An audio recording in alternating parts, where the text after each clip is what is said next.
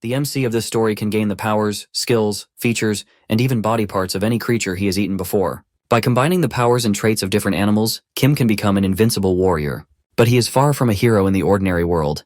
In fact, Kim is the most persecuted criminal in the world for a number of crimes related to poaching. When he tasted all the creatures on Earth and was hiding somewhere in Africa running errands for the local crime king, the police finally found him. Our hero was ambushed and captured. But can handcuffs hold back such a monster? As he was being taken to the prison, something unusual began to happen outside. 2 moons appeared in the sky. And when Kim dealt with all the cops and went outside, he found himself in a completely new magical world full of orcs, trolls, and monsters. Will our hero be able to get to the top of the food chain and become the strongest creature in this new world?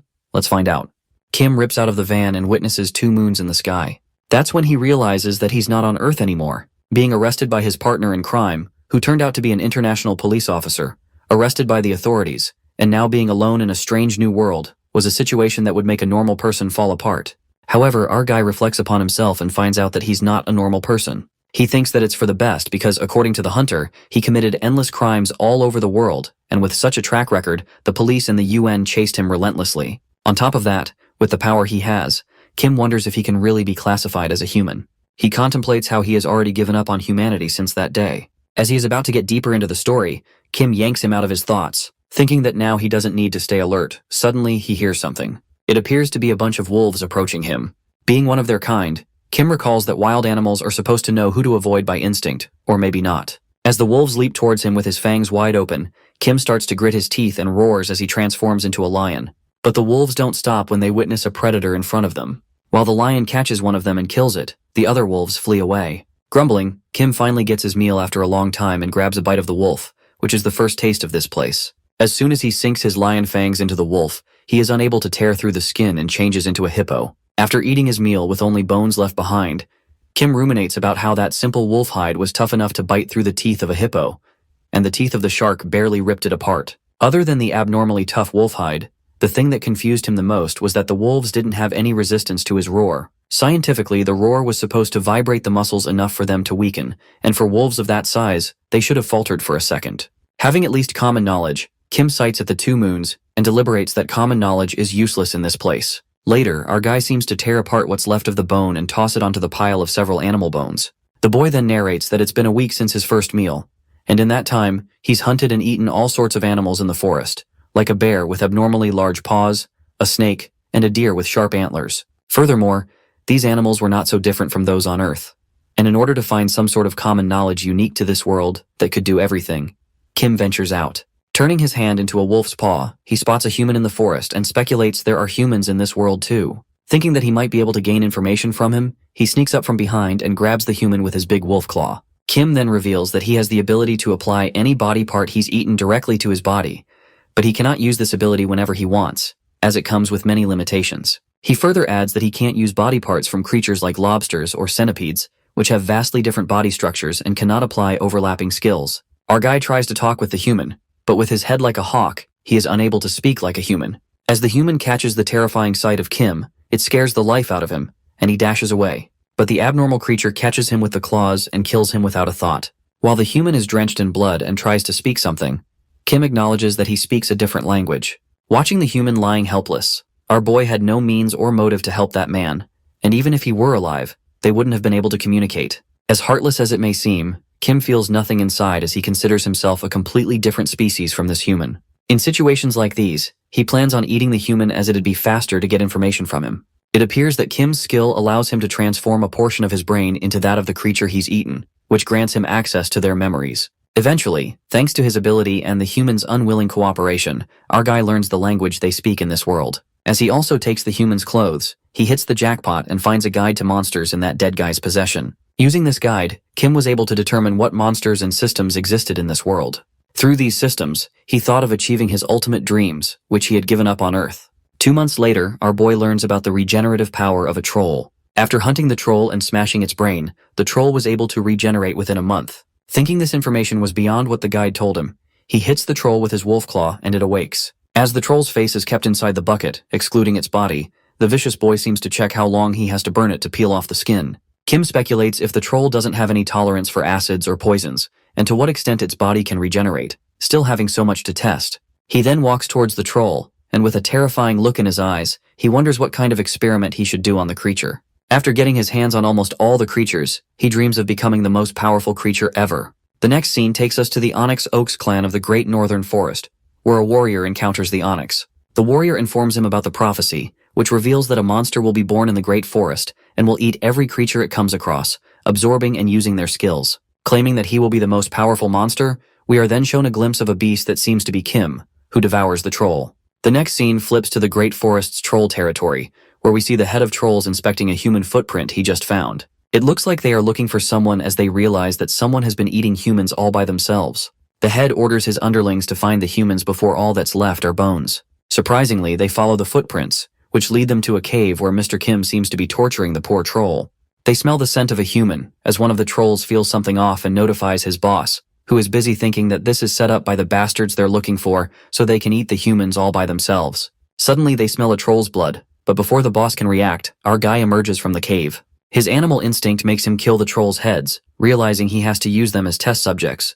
But now he can't. As the trolls see their boss getting killed in front of their eyes and are confused to see the monster with a troll's muscles and a big bear's front paw, one of them attacks the monster, but his hand is cut off by a fatal bite's poison fangs, which makes him paralyzed and unable to move his body. It turns out that Mr. Kim, who has been experimenting for a long time, has found that paralyzing the trolls is the best way to render their fast regeneration useless. While the troll screams out of fear and tries to warn its fellow trolls to run away, our boy makes sure to kill all of them. It is then revealed that Mr. Kim finds something new from the Book of Beasts: skills. Although he expected this book guide to be a game at first, the things he ate in this world used abilities similar to the skills. Believing that skills exist, Kim learns a few crucial things from his experiments. Firstly, the skills don't work against organisms without skills like the viper's fatal bites use venom skills to paralyze their prey. They only leave physical scars to him and not the venom. Secondly, the attacks that aren't skills also affect opponents with skills. Like, after attacking a big handbear's arm with the venom skill and a viper's fangs, both were able to paralyze the bear. Thirdly, the reason why the hard wolves who have the debuff immunity got intimidated by his roar was probably because of his tiger's roar and not some other animal from this place. In other words, since Mr. Kim came from Earth, he's immune to their skills, but his attacks are fatal to them. Thus, he can become an apex predator here because Earth is dominated by humanity. No matter what organism he consumes, he can't beat humanity since science and weapons easily exceed an organism's limits. In contrast, in this world, there are countless numbers of powerful monsters who prey on humans, and nuclear bombs and science don't exist here, which means nothing is stopping him. Ever since Mr. Kim was young, he dreamt of being an apex predator.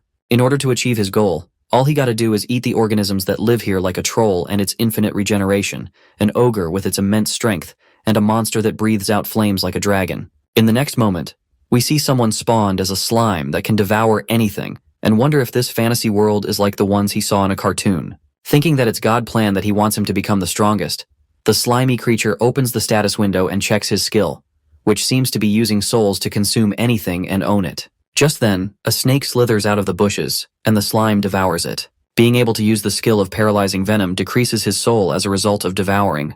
Not giving enough care about his decreasing soul, the slime considers himself as a main character and devours as many organisms as he can. It appears that the reason this poor guy was mistreated in the past and had to struggle was because he met a powerless parent. Apparently, slime has an ability that can be compared to a monster, and it will slowly use up its soul, eventually destroying itself. At the last, the goddess of Elmwood picks him as a disposable rather than a main character. The next scene takes us to Elmwood, which is under the goddess's protection, and we see the warrior chosen by the goddess. It appears that the warrior was once killed by the monster and died a horrible death due to the destruction caused by the monster. The monster, with its overwhelming power, brought calamity to the entire world. Events took an unexpected turn, and the warrior seemed to have returned to his former self 10 years ago, realizing this was the last chance given to him by the goddess to stop that monster. As he starts speaking about a divine revelation, a strike of lightning-like pain hits him, and he wonders if it's because he lied or if this is a punishment for breaking the warrior's commandments. The elder becomes curious about the revelation he is talking about and asks for more information. That's when the warrior informs him that a monster that eats and absorbs skills will be born in this forest, and he is here to stop that evil beast from acting in the future. The elder affirms this as a serious issue and then mentions the missing trolls from the past 2 months. He concludes that the monster is after the regenerative power of trolls because it is a unique skill. The elder adds that if they search for the trolls now, they might be able to find the base of the monster the warrior is looking for. The warrior clenches his fist and determines that this time, things will not go according to the monster's plan. On the contrary, Mr. Kim has been experimenting on the trolls, and only one seems to be alive who seems to be begging to be killed. While all the other trolls are killed in the experiment, our guy, who has gathered enough information about the trolls, finally decides to kill him. As he's about to kill the troll, he learns that the troll's blood can be used as a recovery potion after boiling it in the guidebook. Therefore, Kim spares the troll's life only to torture it again, and the poor monster curses him, pleading to kill him. After that, he continues reading and finds a fascinating species, the forest lizardman, who peculiarly appears like humans. Captivated by the lizard man being a form between a mammal and a reptile, our guy puts on a devilish grin as it looks like he has found his new prey. Later, at the Great Forest Swamp area, the lizardman spots a troll-like creature in their territory and wonders where they've been hiding because no one has seen them lately. Meanwhile, one of them threatens the troll for daring to come in their area. The monster approaches the troll and realizes that it's something very terrifying as it witnesses a giant creature with a snake head and troll's hand. Before the lizardman can escape, our heartless guy grabs the lizardman by the neck and devours it as he effortlessly gulps down the whole thing. While the other lizardman senses disgust, it also witnesses the weird creature and realizes that if this creature is left alive, their race will be in danger. But as he attempts to kill the monster, the lizardman is stunned to see the regeneration ability as Kim heals the wound in no time. He then brutally kills the lizardman with the poison of his own race. The scene then flips to the slime monster, who doesn't find anything special about orcs as he finishes devouring one. Smelling something bloody diffusing across the cave, the slime enters the cave and uses his hard wolf skill to look more carefully, spotting many lizardmen dead bodies. Thinking he got lucky, the slime devours all the dead bodies and thinks he hit the jackpot. As he slurps his food, he gains 3 new abilities from the lizard man, and at that moment, the warrior appears behind him. The slime looks behind only to find a human standing behind it and asks the warrior what he is. Believing he came here after feeling traces of a troll and sensing evil presence energy, the warrior is shocked to see the little slime. While the slime asks who the hell he is, the warrior senses evil and concludes that it's not an ordinary slime but a creature of pure evil. Revealing himself, the human declares that he's a warrior. Upon hearing this, the slime, who seems obsessed with being the main character, anticipates that the warrior is here for an offering to assist him in his sluggish growth. Thinking even in the anime, they start off by eating a dragon at least. The slime seems to be disappointed to see the trash warrior.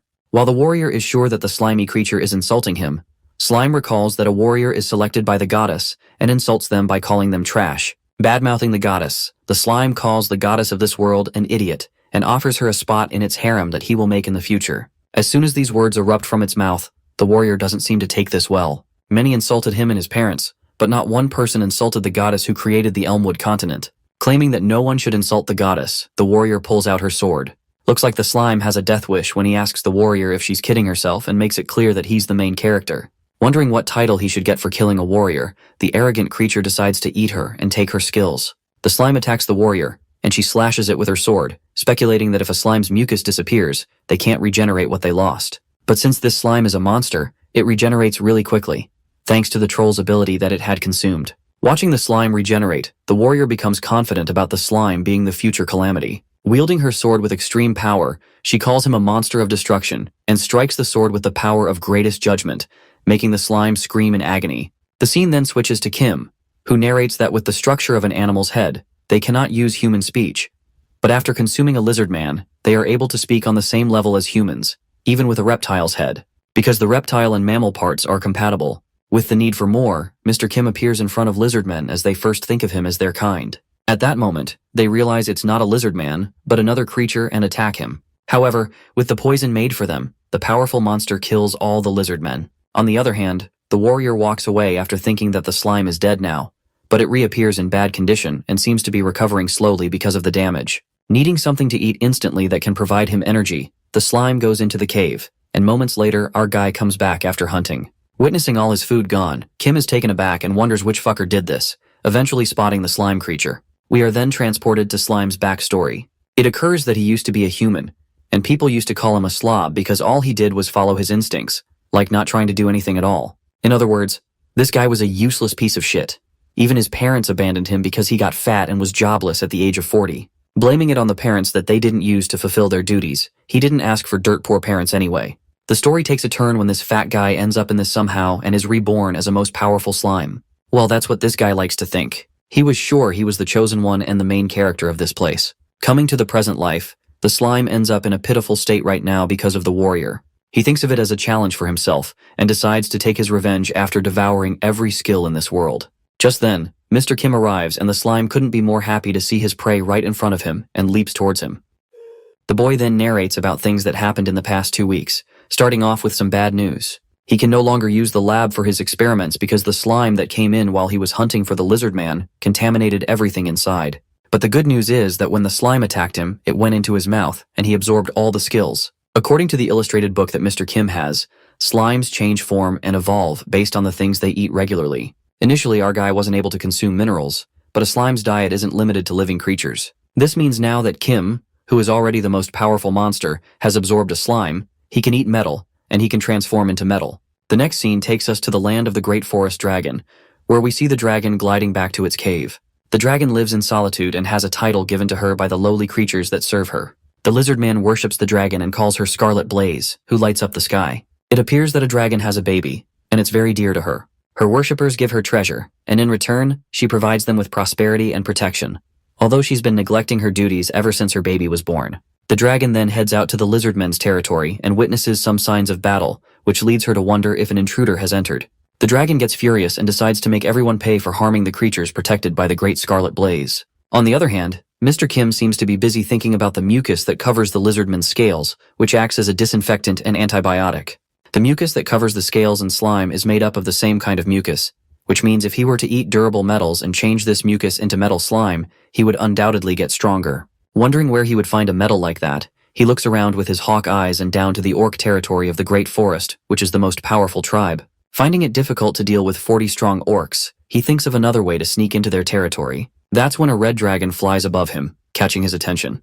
Because of the memories of the lizard man, he's aware that the dragon has a baby. Using his ability, he can swap the brains of the animals that he ate and examine their memories. However, if he swaps his entire brain, he'll lose his senses, so he only swaps a part of it. According to his book, the dragons are protective of their young ones, and our boy gets an evil idea to mess with the dragon baby, supposing that he doesn't even need to step in. The mother dragon piles up the food for her kid and instructs the baby dragon to wait for her before she returns patiently. Baffled, the baby dragon asks his mother when he will go outside, but the dragon warns him not to even think about going out when she's not home. After that, the dragon activates the barrier magic to ensure the safety of its child and leaves to inspect the situation. The scene then flips back 30 minutes earlier, before the dragon leaves. Kim has been standing near the dragon's habitat, and to his surprise, he easily finds the way to the dragon's cave thanks to the lizard man's memory. He throws the dead antelope he was holding to check if the barrier magic is activated, and as expected, the antelope falls down, burnt. Being aware of the barrier, because of the lizard man's memory, our guy also acknowledges that the magic doesn't work for those from Earth.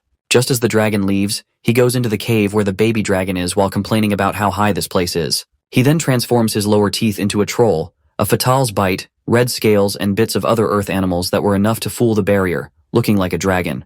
Panicked, the baby dragon questions the intruder in front of him, who seems to be so invested in the treasure collection the dragon owns as he checks it out. This makes the baby dragon angry as he attacks Kim and tells him to get out, but the poor baby is thrown by that monster and collapses while calling out for his mom. After 1 week, the mother dragon returns to her home, frustrated for not figuring out anything. Suddenly, she notices that her kid doesn't come running towards her like it usually would, and looks around when she finds the lifeless body of her baby lying on the floor. Freaked out, the dragon uses all her recovery, healing, and cure magic to ensure her baby is okay and eventually succeeds. While she asks the baby dragon about what happened after comforting him, the baby cries as he reveals that it was a guy with bottom teeth popped out who hurt him as well, and the food she collected for her baby was all taken by that intruder. The description of the teeth popped out and red skin that was told by her kid instantly makes her realize that those orc bastards are the ones to hurt her baby, since they are the only ones like that in the Great Forest. She decides to make sure they pay for this and rumbles out of anger, which satisfies our boy, who has been waiting for the reaction.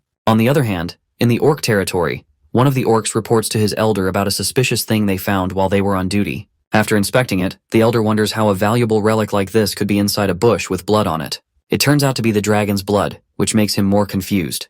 But before they can do anything else, the angry dragon soars above them and is ready to take a payback. The dragon discovers that it's her baby's blood on that sword, which drives her stark raving mad as she attacks everyone. Surprised by the sudden attack, the orc's horn calls forth every orc in the forest and figures out it's a trap. It is revealed to us that the fight goes on for 3 days. Although the orcs won, countless of them died, and those who survived left the Great Forest, leaving the dragon as a feast for the monster, Kim. On the other hand, the baby dragon realizes that his mother is no more and grits its teeth in anger, leaving its nest.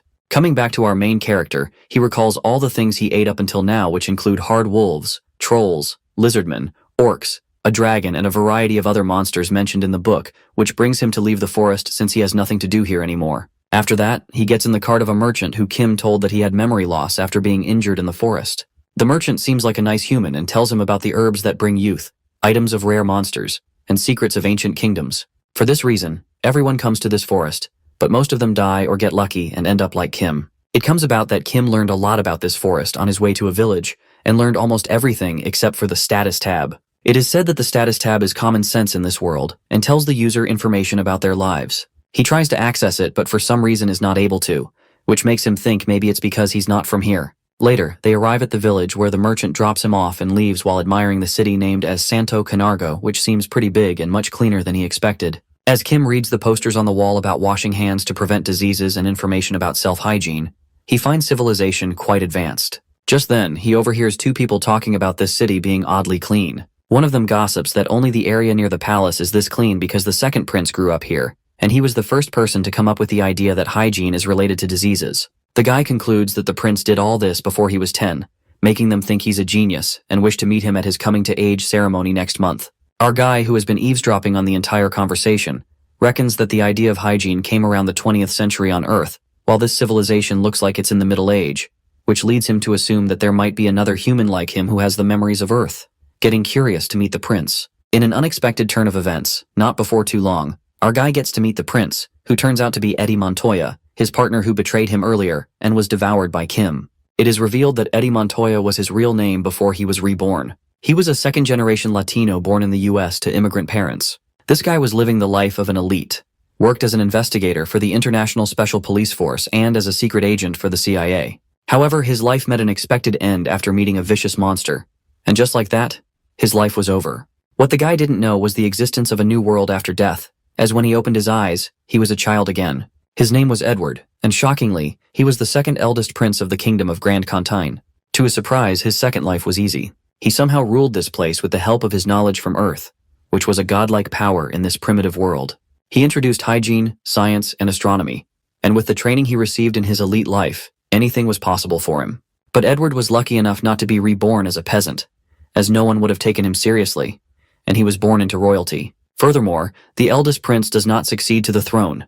Therefore, it's only a matter of time before Edward becomes king. As the crowd cheers for the second eldest prince, he dreams of becoming the king of this world. The scene then takes us to the Lord of Santo Camargo's manor, where Prince Edward, lying in bed, complains about a tiring day, thinking that forced smiles are harder than he thought. Suddenly he hears the creak from the window and watches a giant lizard barging into his room. Freaking out, Edward asks who the hell he is and pulls out his sword. He immediately recognizes that it's a lizard man and is taken aback as he wonders how a lizard man can get into a minor and manage to break through the barrier spell. Just then, the lizard man greets the prince and changes back to its original form. Asking if he remembers him, Edward is panicked-stricken as he recalls that he's a fucking monster pet shop. Frightened to death, the poor guy doesn't seem to believe his eyes as he thinks that it must be a nightmare and stumbles on the floor as he faints. While Kim thinks it is more dramatic than he expected, someone knocks on the door and calls for Edward, the Highness. As the servant comes in and watches him asleep, he looks at the big bear stuffed animal. Nonetheless, the servant yanks out a knife to kill the prince, who seems to be unconscious, and as he is about to stab him, someone grabs his hand. He looks behind and it turns out to be a big bear, not a stuffed animal, but a real monster. Startled, the guy is scared to death, and Kim roars at him, saying that he can die instead. As the loud noise reverberates through the manor, the other guards dash towards the prince's chamber, while our guy assumes that it's getting out of hand as more guards barge into the room and witness the giant bear. The guards, who emerge as assassins, decide to go with Plan B and kill both the prince and the monster. Meanwhile, the guy from earlier is smashed into the wall. Kim reckons that he can easily deal with these guys, but things will get more complicated if they call more guards. Thinking to escape, the bear grabs the prince and jumps out the window. As the poor prince falls to the ground, Kim, who is not in the mood for being inhuman, saves him and decides to let him live for now, dashing away along with Edward. On the other hand, someone in the minor seems to be writing a letter and is interrupted by the guards who inform him about the prince being kidnapped by the monster. Slamming his hand on the table, the guy seems in disbelief and wonders how someone can kidnap a prince in Santo Camargo. He then orders his guards to gather all the troops and save the prince no matter what it takes. After that, Kim, who had been on the run along with the prince, was chased by many people all the way out of the city. Sitting on the hill, Edward finally awakes and is again traumatized by the sight of Kim, realizing it was not a dream after all. The poor guy passes out once again, and Kim looks done with this dramatic ass. After that, Edward and Kim seem baffled as they wonder how they ended up in this world. While Kim suspiciously asks him why he's here in this world, a strike of terror runs through Edward as he reckons that this bastard is planning to kill him again once he finds out the secret of his revival. But our boy assures him that he doesn't plan on killing him, and Edward asks him if it's a promise. Saying that he can't promise anything, Kim reminds him that he has already paid the price of his betrayal. Chills run down his spine as Eddie gets reminded of his horrible death and speculates that he's trying to kill the others who betrayed him, clarifying that he will not help him. But then Mr. Kim lets out that it's unfair he only killed Eddie and his squad, while the General Lighting and the others who were part of his plan are still alive. Like the sharp monster he is, he persuades Eddie by telling him now that they both are gone, those people must have taken the credit. Hitting the bullseye, Kim reminds him that everyone is living a good life except him. Just as planned, this triggers Eddie as he ruminates how he worked his ass off to catch Mr. Pet Shop. Yet he's the only one stuck in this barbaric world. Letting go of his past self as Eddie Montoya, he reminds himself that now he's Prince Edward Grand Contime of the Elmwood continent and agrees to work together with Kim. As they shake their hands, Edward, who is also a smartass, learns about Kim's goal. He ponders that his goal is to return to Earth and kill those who betrayed him. So if they find a way to send him back, Kim will kill those bastards for him, and this world will be safe. While the prince allows him to play a supporting role in this grand plan, our boy reckons that having Edward around will be helpful. He's the prince, and the quality of information will be much improved. Not to mention that he can also find a way back to Earth. It looks like these bastards plan on using each other. After that, Kim informs Edward about his assassination, and the prince guesses it might be the old man. As our boy thinks that he's taking it better than he thought, Edward lets out that he is used to this. The prince then rises and informs him that they have a coming-of-age ceremony to attend, adding that his status is important if Kim wants him to help. The next scene takes us to the story of the first king, Edward the Great, 300 years ago, who stayed in an inn on the outskirts of Carnargo during a hunting trip.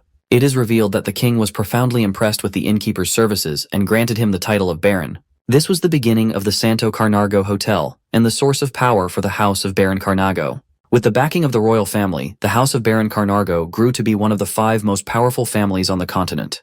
As long as the royal authority existed, the House of Baron would flourish, and the day the royal family fell, the House of Carnargo would follow. Later, one of the assassins plans to find the prince and assassinate him. At that moment, one of the guards informs the old man that they have located the prince, and he instructs the guard to bring him back to the manor. While the boy who was planning to assassinate the prince seems to scare his pants off already, the guard reveals that the prince has come to them himself. Witnessing the prince standing outside the gate along with Kim, the old man asks the highness if he's all right, saying they will save him in no time. But the prince commands him to withdraw the troops and unveils that he was attacked by an assassin last night. He confesses that he was lucky enough to be saved by his secret guardian knight, Mr. Kim. Unfortunately, they had to flee because they were outnumbered by the attackers, and the old man gets flustered, asking if he's certain. But the assassin warns the old man not to be fooled as it's evident that the kidnapper threatened the prince. Upon hearing this, Edward mutters if they are suggesting that he made this all up and yells out his name as Edward Grand Contin, the descendant of Edward the Great and heir to his name. Reminding them who he is, the prince makes it clear that he isn't intimidated by some threat, as they thought he wouldn't be able to stand his ground. Evoking that harboring such thought is treason on its own, the old man is astounded by the prince's attitude. He speculates that the knight's armor may look crude and the red dragon scales underneath the armor, assuming that he's not an ordinary kidnapper. The prince then commands the troops to arrest the old man and his underlings. As they are tied down, Edward approaches one of the assassins and reveals that the House of Carnargo, one of the 5 most powerful families in the kingdom, knows all the secrets of the kingdom that the others don't. He grabs his shoulder and utters that one of them is torture. The prince, with a evilish smirk, assures the assassin that he won't die peacefully. The assassin is scared witless and reckons how his plan was flawless. Just then, the secret knight of the prince walks toward them and the assassin blames him for everything, asking who he is. That's when Kim takes off his armor and reveals his bear face. While the assassin recognizes that it's the same bear from earlier, Kim winks at him as the poor guy is dragged away by the guards, calling him a monster. The boy then narrates that he stole some old pieces of armor from the nearby village and found a log. He coated the armor with slime mucus and changed it into mystium. He ate in the dragon's nest. It turns out that slime was more useful than he thought because that's how he tricked the Baron into believing that he's a secret guardian knight. The Baron then lets out that the traitors cracked under torture and revealed their secret identity, calling themselves messengers of death. Thinking that those scoundrels were pretending to be the prince's attendants, Baron then asks Sir Kim if he knows something about those men. While Kim decides to tell him what he and Edward discussed and get their stories straight, he tells Baron that he has heard about them from his last night, and further confesses that the second queen, Devours, was actually poisoned rather than being ill. Hearing this, Baron loses it as he hears this news and gets mad, ready to make them pay for who killed the queen. But our boy gets behind him in the blink of an eye and puts his hand on his shoulders, telling him not to underestimate them since they are people who assassinate higher-ups. While the old man is scared to death as he feels his odd strength, Kim manages to convince the Baron to leave this job in his hands since the prince has found a clue so it will be dealt with soon. As our guy is about to leave, the old man pleads with him to protect the prince, while the knight assures him that he can count on him, presuming that he will keep the prince alive until everything is settled for him. Later, Kim and Eddie seem to be traveling somewhere in the carriage. As they travel, our boy asks his partner about the lead he found about the messenger of death. The prince informs him that it was a lie, and he does not need any clues since he already knows who they are, adding that they're traveling to the exact place where they are. Kim seems to be curious. Edward tells him that it will be much more exciting and he'll meet the ringleader once they're back in the capital. With that, he asks Kim about what he wanted to ask him about earlier. It comes about that Kim is confused about the status tab and asks about it from the prince. While our guy assumes that it's because he's not from his world, Edward finds it strange as he has a status tab of his own. The prince then elucidates that the status tab is not only limited to people but every organism in this continent has it, and with the identity skill, he can look at others' status tabs. Edward lets out that he also has that skill and saw Kim's status tab when he used it earlier on him. To check it out, the prince uses his identity skill again, but fails to see Kim's status tab. After giving it a thought, he asks Kim to change into some other animal as he wanted to check something. Our guy then transforms into a grizzly bear, but the prince interrupts him and tells him to change into a creature from this world. As soon as Kim transforms into an orc, Edward witnesses his status tab and concludes that the status tab doesn't work on Kim since he's from Earth,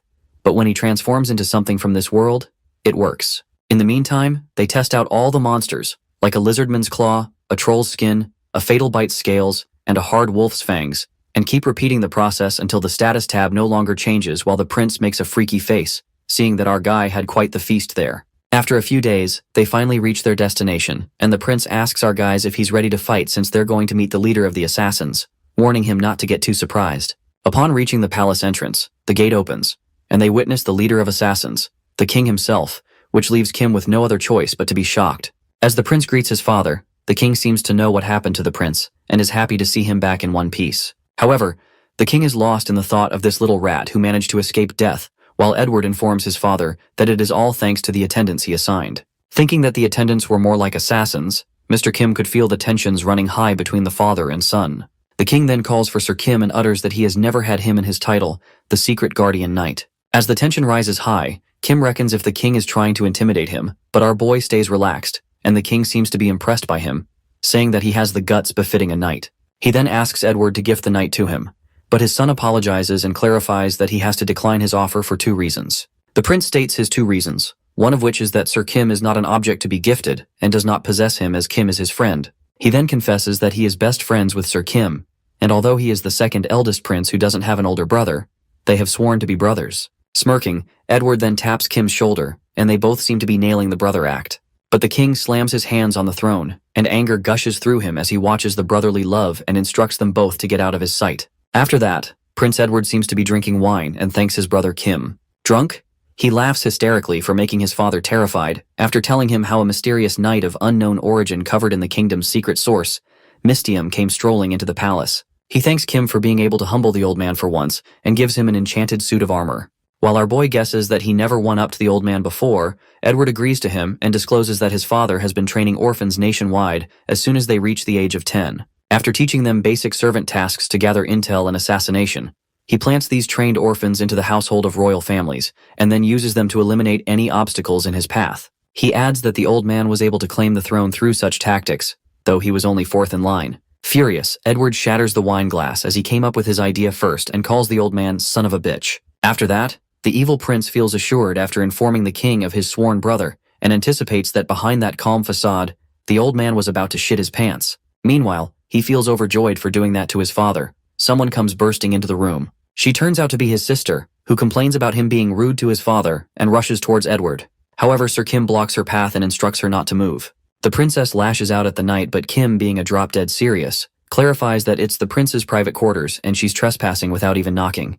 As she tries to talk back, Kim pulls out his sword and aims straight at her neck, uttering that he won't ask her a second time. Trembling with fear, the princess trips to the ground, and at that moment, Edward rushes to his sister, asking if she's all right. Edward becomes the sweetest man alive and appeases his sister, Eleanor, who seems to be sobbing. He then escorts her back to the room and tells her to talk later. As soon as he closes the room, he calls her a despicable wench. After that, Kim asks him if she is his little sister, And that's when Edward discloses that his sister bestowed the power of the goddess, adding that she will be the first to be eliminated when he becomes king. It is then revealed that Eleanor Grandcontenet is the youngest of the 3 surviving children of the reigning king, Edward IV. The princess was gifted by the goddess with the power to go wherever she wishes. But it comes about that Eleanor is romantically in love with Edward, the reincarnation of Eddie Montoya, and he's her half-brother. Thinking that the situation is absurd, our guy asks out of curiosity if he likes the princess back, but Edward, who seems to be losing his nerve, tells him to stop with his sick jokes. The prince then reminds him about Queen Devours, the second queen who was poisoned by his sister's mother, the first queen who invited her to a deadly party. Well, the plot twist turns out to be that the second queen was Edward's mother.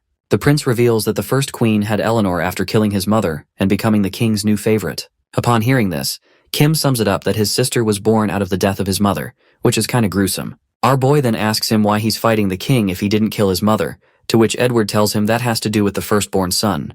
But Edward stops and makes it clear that he only talks about the firstborn son if he's here with them, or if he has granted his permission. While Kim gets curious about why he has been hiding their secrets after all this time, the prince lets out that he has no other choice as he made an oath to the goddess. Done with enough chattering, Edward then sets his hair and tells his brother that they should get moving. As they walk, the knight asks him if he doesn't need a plan for the assassins. The prince lets out with the coming-of-age ceremony. He's proven himself fit to be the next king, which means that the king can't just kick him out as he pleases. He first plans on taking care of the old buffoons loyal to the king so he can win over the prime minister, who is in control of the kingdom's finances. Just as he is planning, Edward bumps into someone and bursts out in anger for daring to stand in the prince's way. However, it appears to be none other than his brother. The next scene takes us to the king's narrative, where he seems to be contemplating about Edward and his sworn brother. He reminisces on the truly remarkable plan he made. The king assassinated all his brothers one by one, removing the obstacles on his path to the throne. According to him, so-called brothers are nothing, but they are still obstacles to be eliminated. Infuriated, he seems to be pissed off at little rat Edward, who has a sworn brother and assumes that he's doing this to humiliate him. The old man's plan to seize the crown was a success. However, he may set a terrible precedent. He plans on creating a better pattern, and ponders about his children who have passed the selection process and were educated for their purpose. His eldest son, who is righteous and wise so that he could rule the kingdom justly. His second eldest son, who is a copy of his father so he can eliminate anything standing in the way of his firstborn's rule. And lastly, his daughter, beautiful and smart, who is destined for an arranged marriage. Unfortunately, his son's talents were beyond what he needed for his plan. His son Edward was far too cunning for his own good and hated his own people, while his eldest son was too righteous and was selected by the goddess to be her warrior. Just like that, the firstborn of the Grandcontenet royal family was gone, and the only children left behind were his sly, cunning son and capable daughter. Clenching his fist, the king would rather his daughter take the throne than that devious snake Edward, concluding that he must never be the king. The scene then flips to Edward, who gets up and bows to the warrior. While the warrior informs his brother to come to the audience chamber as they have some urgent matter to discuss, Kim is shocked as a warrior who is the most virtuous and righteous is the chosen one by the goddess herself. Our boy recognizes that the warrior is the kingdom's firstborn son and predicts that he must be powerful to be protected by the goddess herself, hoping that he better not get in his way. Arriving at the audience chamber, the king and Edward are displeased to see each other again, and the old man greets the warrior with open arms, intending that he must have been the king. The warrior thanks the majesty for the warm welcome and cuts to the chase, revealing that the goddess bestowed him with the power of holy light. As everyone is quite astounded, the warrior plans on leaving on an expedition in 1 week's time after receiving a response from the church and asks the kingdom to support his cause with its military. Smirking, the king gladly supports the warrior, saying it's their duty. On the contrary, Edward doesn't take this so well and slams his hand out of anger as the old man gets him real good. Mumbling that the Demon King ruined his plans, Kim asks him what he's talking about. That's when the prince realizes that he doesn't know how things are around here, and reveals that demons have been hostile to humans from the start, with their ruler being the Demon King. Through mediation with the goddess, the two races must maintain a balance even if they are hostile towards one another. Furthermore, if the scale tips to one side, the goddess creates a warrior on the opposite side, and if the balance is not maintained despite the warrior's efforts, she will bestow them with the power of holy light. In other words, the power of holy light gives the warrior the right to slay the other side's king. Similarly, the Demon King also has the right to be treated in a manner befitting his title. However, the warrior with the power of holy light can slay the Demon King without fear of retaliation. After this long story, our guy still doesn't understand what he means. Then Edward clarifies that the power of holy light bestowed upon the warrior puts humanity in danger. As a member of the royal family who is about to succeed to the throne, it becomes his responsibility to fight in the war. As cunning as he is, Edward already knows that the old man will fight on the front lines, and even if he manages to make it out alive, he will make some sort of scheme to throw him out of the kingdom. The following day, the king commands Prince Edward to defeat the Demon King with the warrior. To save his pride, the prince confidently bows to the king's command, uttering that he will gladly give his life in service of the divine warrior. Upon hearing this, the audience is impressed by the prince's so-called honor and loyalty, while the king puts on a cunning smirk. Later, Eleanor witnesses her half-brother Edward leaving the palace and cries for him. Meanwhile, Edward drops his act of being goody-two-shoes, and he commands his brother Kim to get the hell out of this dump. Leaving the palace, Kim appreciates the prince for taking it better than he expected. There's not much he could do anyway. Edward, who seems annoyed, says that he just has to defeat the Demon King and kill that old bastard, referring to his father. He then asks Kim about the things outside, and he informs the prince that they are planning something as they close in on the carriage. Being sure that the old man wouldn't let him go this easily, the prince asks for the location, and Kim reports that someone is approaching from behind.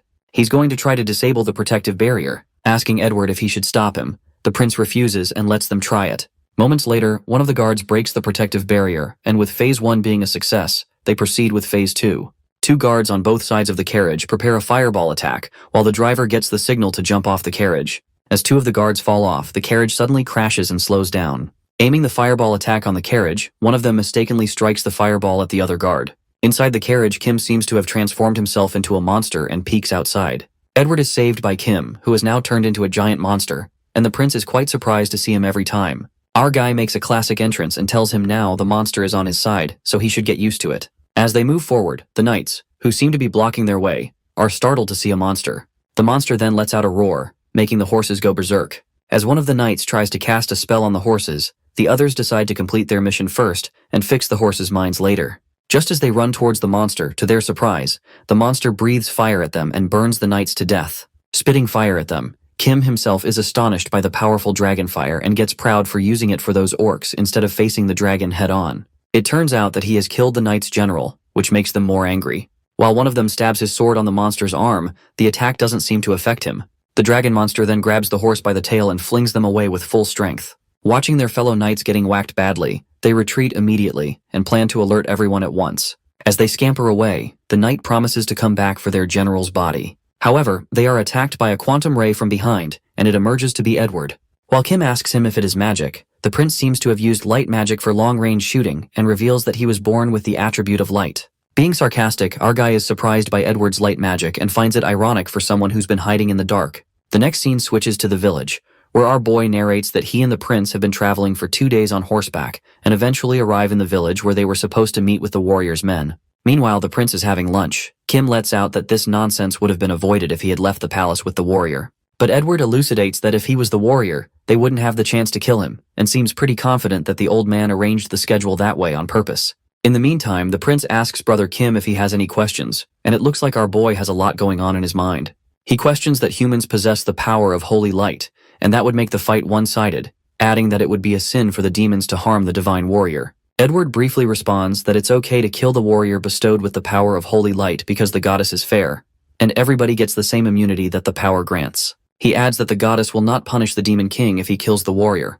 However, that has never happened in history. And if the demon manages to kill the human warrior, that means humanity's reign will end since the superior race would have won.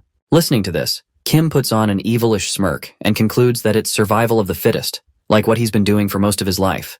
While Edward asks him why he is smiling, as it has nothing to do with him, he warns Kim not to interfere with his plans, calling him a bastard. But being sworn brothers, our guy assures him that they still have a contract. The prince then lets out a sigh of relief and appreciates him for being a monster with good morals, while Kim asks him if he knows any other monsters.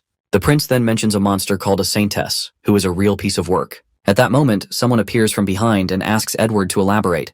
Well, it turns out to be the saintess. Freaking out, the prince clarifies that she must have misheard. Calling her a monster, the saintess seems kinda pissed off. To piss her even more, the prince calls her delusional and tells her that it must be tiring to take every personal insult thrown at her and think that it extends to the whole group. Not holding back, Saintess backfires and says that the prince is not as perfect as he seems, asking Edward to come by the temple someday, and they will put him back in his place. When the prince tells her to be familiar with her place under his foot, the prince seems to cross the line, enraging the saintess as she makes the whole place shake.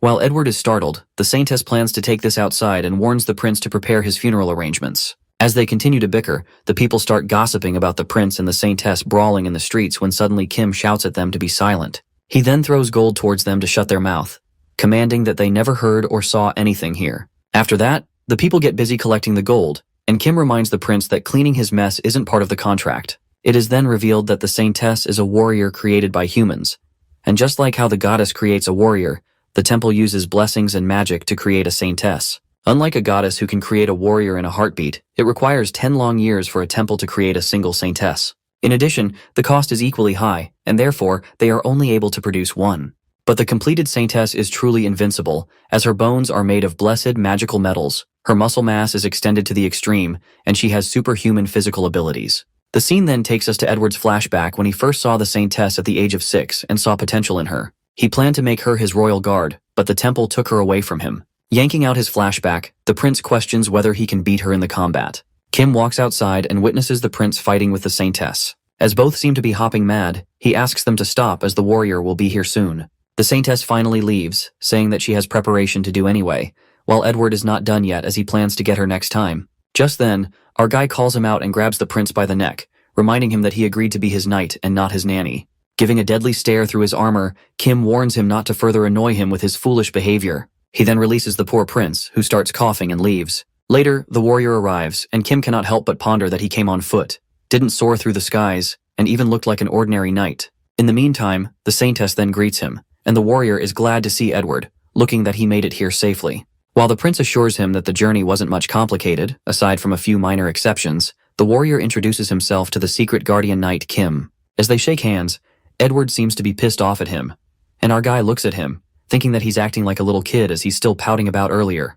After that, the warrior informs them that the situation hasn't changed as the goddess hasn't taken the power of holy light. Admitting that the demon king will be exceptionally powerful compared to his predecessors, he points out that there's no guarantee they all will make it out alive if they go down this path.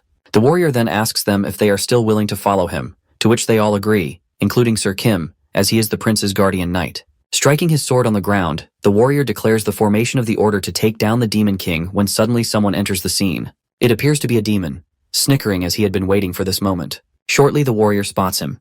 The demon is Francis de Freyrode, the general arrogance of the 7 deadly generals.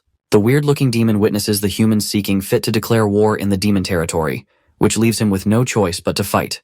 The demon rings the big bell, causing an uproar among the civilians. Disturbed by the deafening noise, the warrior asks the demon to stop harming innocent civilians. However, Francis makes it inevitable that this village is their territory, and there are no longer civilians here, only servants loyal to the demon king. Abruptly, many wolf demons begin to appear and are commanded to kill the humans. It is then revealed that werewolves are the lowest class demons that increase their number by infecting humans, and those who have turned cannot return to being humans. Those werewolves are forced to be puppets of high-class demons until their lives are bled dry. Meanwhile, Francis, the general arrogance, reckons that these lowly werewolves won't bring down the order and gets on with his real task. He then witnesses Prince Edward fight the wolf with his light magic and notes that he has evasion tactics like an acrobat. Moving on to the saintess, who's mastered all manner of spells, and her fighting style is brute strength. While the demon notes the warrior's style, which is by the book, an innocent child who seems to be infected by the wolves attacks him, and the warrior halts for a second. As he kills the wolf, Francis notes all the tactics and decides to head back. However, he realizes that one of them is missing, and that's when our guy discreetly appears behind him. Finally feeling the presence of someone, a strike of terror runs through Francis, who is left in disbelief about what has just happened. He wonders how he can get behind him, and it's impossible as he would have sensed it. Thinking it's preposterous, he reminds himself that he's the general arrogance of the 7 deadly generals. At that moment, Kim stabs him with the sword, eliminating Francis. The scene then switches to the other demon generals, who has been informed of the death of General Arrogance. They seem to make fun of him for how confident he was, and call him General Reckless. The other demon supposes that his death wasn't in vain, as they now know that the human vermin are skilled enough to take down one of the generals. But it turns out to be a joke as the demon concludes that Francis was the weakest of them all. One of the demons announces that the even warrior is tied down by a goddess, affirming that human destruction is inevitable. The demon is certain that humans cannot defeat them because they've exceeded the limits set by the goddess. It seems that the battle comes to an end, resulting in the execution of Francis, one of the 7th demon generals of the Demon King, as Kim notifies the warrior about it, and the werewolves that have been dealt with. The prince uses his recovery magic to examine the demon's face closely, and wonders if he is one of the 7th generals who manage information, which means he must have quite the authority. He inspects why Francis would use weak werewolves, and was even too defenseless, but he is relieved that they were able to take this demon out. Edward also becomes suspicious of the situation, wondering if the real enemy is lying low. Meanwhile, Kim wonders if the werewolves would do him any good. He then remembers that when he ate the lizardmen, his compatibility with reptiles went up. Similarly, Eating werewolves should increase his compatibility with mammals too. He then munches on the wolves, excited to see the results. The prince then walks towards Kim and asks him if he's going to eat these wolves, getting panicked as he reminds him that there are other people here as well. They both then divert their attention to the dead body of the demon in front of them, and the prince tells Kim that this demon was used as a pawn by the demon king, assuming that he was no longer needed. While he asks Kim's thoughts about this, our guy lets out that intel is crucial in all scenarios. That means if the demon king did get rid of the general in charge of the intel, then he believes that the demon society is no longer the society the humans knew before. As the prince agrees with him, he finds it hard to believe that the demon king would simply dump his intel man without a massive shift in their societal structure. This makes him more curious as to what happened in the demon kingdom. That's when our guy concludes that there might be a third one that came from the earth just like them. This leaves the prince in utter shock as he processes the information for quite a bit. Quitting the drama, Eddie makes sure that the warrior and saintess are busy taking care of the bodies and asks Kim to listen to him carefully. Smirking, he reveals his evil idea of taking out the warrior and the saintess if there really is a third one in the demon kingdom. After that, a huge ditch is dug to bury the dead bodies of the werewolves as the mud is thrown on top of them and their graves are covered. The saintess makes a prayer for the dead while in the meantime the carriages arrive. The saintess then asks the warrior who will be holding the horse's reins since Kim only drives vehicles with an engine. The warrior's sacred code forbids him from driving, whereas the saintess does not know how to drive a carriage. Therefore, the prince ends up driving the horse carriage. Driving the carriage, Prince Edward finds this like a dragon quest, and Kim wonders what that is. They end up having a little bickering session as they curse each other. Our guy speculates that the prince is trying to tell him something because he's talking in Russian, uttering to get to the point. The blonde-haired guy reveals that he knows of a way to kill the warrior, which makes our boy wonder if the warrior can really be killed. He has encountered all sorts of living things, and he can't be killed easily, or he's not even sure if he can be killed. He felt it when he met the warrior back at the village, and he slayed most of the werewolves only using his sword, not once using his skills. Kim believes his advanced abilities make him a tough opponent. However, since our fella has numerous specialized skills, it is possible to defeat him. That's when Eddie discloses that the qualifications of being chosen a warrior include only the most righteous, the most just, and the most good-hearted will be selected. Still, if he does not fulfill any of these, the warrior is punished and will be weakened enough for Kim to take him on. Our guy asks his fellow if he has a plan, to which the prince denies, saying they don't need a plan in the first place and just have to go with the flow. In the meantime, their conversation is interrupted by a saintess who asks the prince about what he's talking about with Kim. The prince gets pissed and he insults the saintess, and with that, they both start bickering while our guy is so done with them and decides to switch places with her. While in the carriage with the warrior, he asks Kim about how he became the prince's guardian knight, which makes our guy wonder why he would ask that. The warrior then reveals new information about the prince being his little brother. Upon finishing his sentence, the warrior feels a stinging pain because he violates the sacred code that dictates that the warrior must not have favorites. Grasping Edward's plan, our guy says to him that he would have avoided this pain if he hadn't asked this question, to which the blonde-haired man replies that this question was worth the pain he went through. Well, our guy finds it ironic that the older brother cares for his younger brother, whereas Edward is planning to kill his older brother. Looking forward to seeing what happens, Kim then reveals that he's under a contract to protect Edward, and in return, the prince will find a way to grant his wish. As they're talking, the warrior asks him if that's the case, his goal must be to receive the reward for slaying the demon king. He realizes that the wish he's talking about is not an easy one. Hearing this, our guy seems to be unaware of the reward that the warrior is talking about, and asks more about it. It is revealed that the fortress city is located at the very edge of the Grand Kantan Kingdom, whereas the Demon Kingdom is situated in a mere 12 miles of the fortress city.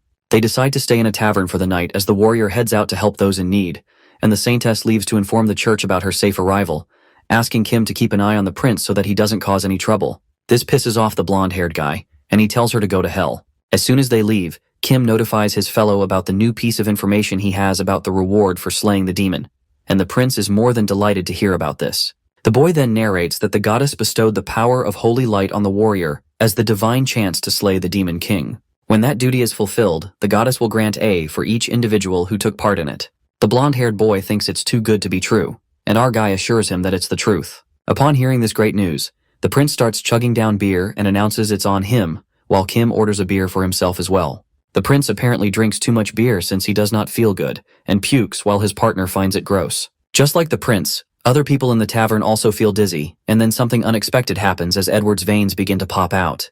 The warrior, on the other hand, is busy helping the civilians. He carries a wooden barrel as the middle-aged man thanks him for his kindness, and confesses that the warrior is just as the rumors say, calling him a spineless son of a bitch. Getting the gist of the situation, the warrior takes his sword out and questions the man before him about who he is. The man tells him not to worry because they already know everything about him. Meanwhile, he wonders who he is referring to, only to look behind and see all the civilians coming towards him, as they seem to be possessed and in control. Well, it turns out to be one of the 7 deadly demon generals, Ferris de Glutarod, who has all the civilians under his control, revealing that he tainted the water supply with the eggs of a parasite that once is digested, grows inside the body and takes over the host's mind. Sadly, those infected people have no choice but to obey every order given by the demon. In other words, these people are innocent civilians who are being controlled, but the warrior has to kill them in order to reach the demon himself. It seems that the demon is pushing the warrior to go against his sacred code. He asks the warrior how far he is willing to bend the code, which states that he must not harm any innocents. Listening to this, the warrior is frustrated that the demon knows his weak points and tries to find a way to get up on the roof to gain high ground and spot the demon. However, his moves are already predicted when he witnesses his companions, also controlled by the parasite, on the roof. The prince speaks to the warrior, telling him that his move was predictable, and shows the demonstration of his greed by stretching his arm in front of Sir Kim, who breaks his arm with one move. The warrior is left shaken by the heinous act of Kim, who just harmed the prince whom he vowed to protect. But it doesn't end here when he breaks Edward's neck and chokes the saintess, making them fall unconscious. Even the demon thinks it has gone a bit too far, telling Kim to stop while our boy carries 2 of them and jumps from the roof. He justifies his actions to the warrior, asserting that it will prevent them from killing themselves, and instructs them to take care of his companions while he will take care of the demon bastard. One of the civilians, controlled by the demon, speaks up that Kim was fortunate enough to avoid his parasites, but his sentence is left incomplete as the guy kills him. Meanwhile, the warrior freaks out and reminds him that these are innocent civilians. This leaves the demon stunned since he never expected a knight to kill his own kind without hesitation. As one of the civilians agrees with the warrior so that they won't be killed, Kim is glad about the fact that they won't remember what he's about to do. With that, the ruthless monster runs toward the civilians while transforming his hands into the muscles of a troll and kills a good amount of innocent civilians in an instant.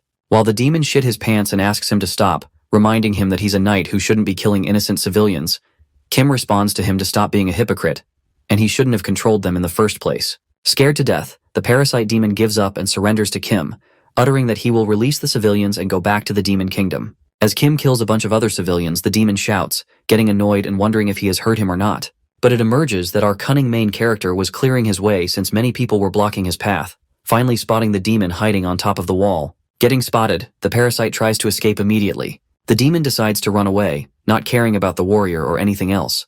But our boy catches him just in time and crashes him into a wall. As the demon is frightened and warns Kim to stay away, our guy confesses that he hasn't seen a creature like him before, and there isn't a single skill he has that matches with the demon's skill. Asking him to do him a favor, our guy, with an evil smirk on his face, lets out his tongue and prepares to devour him.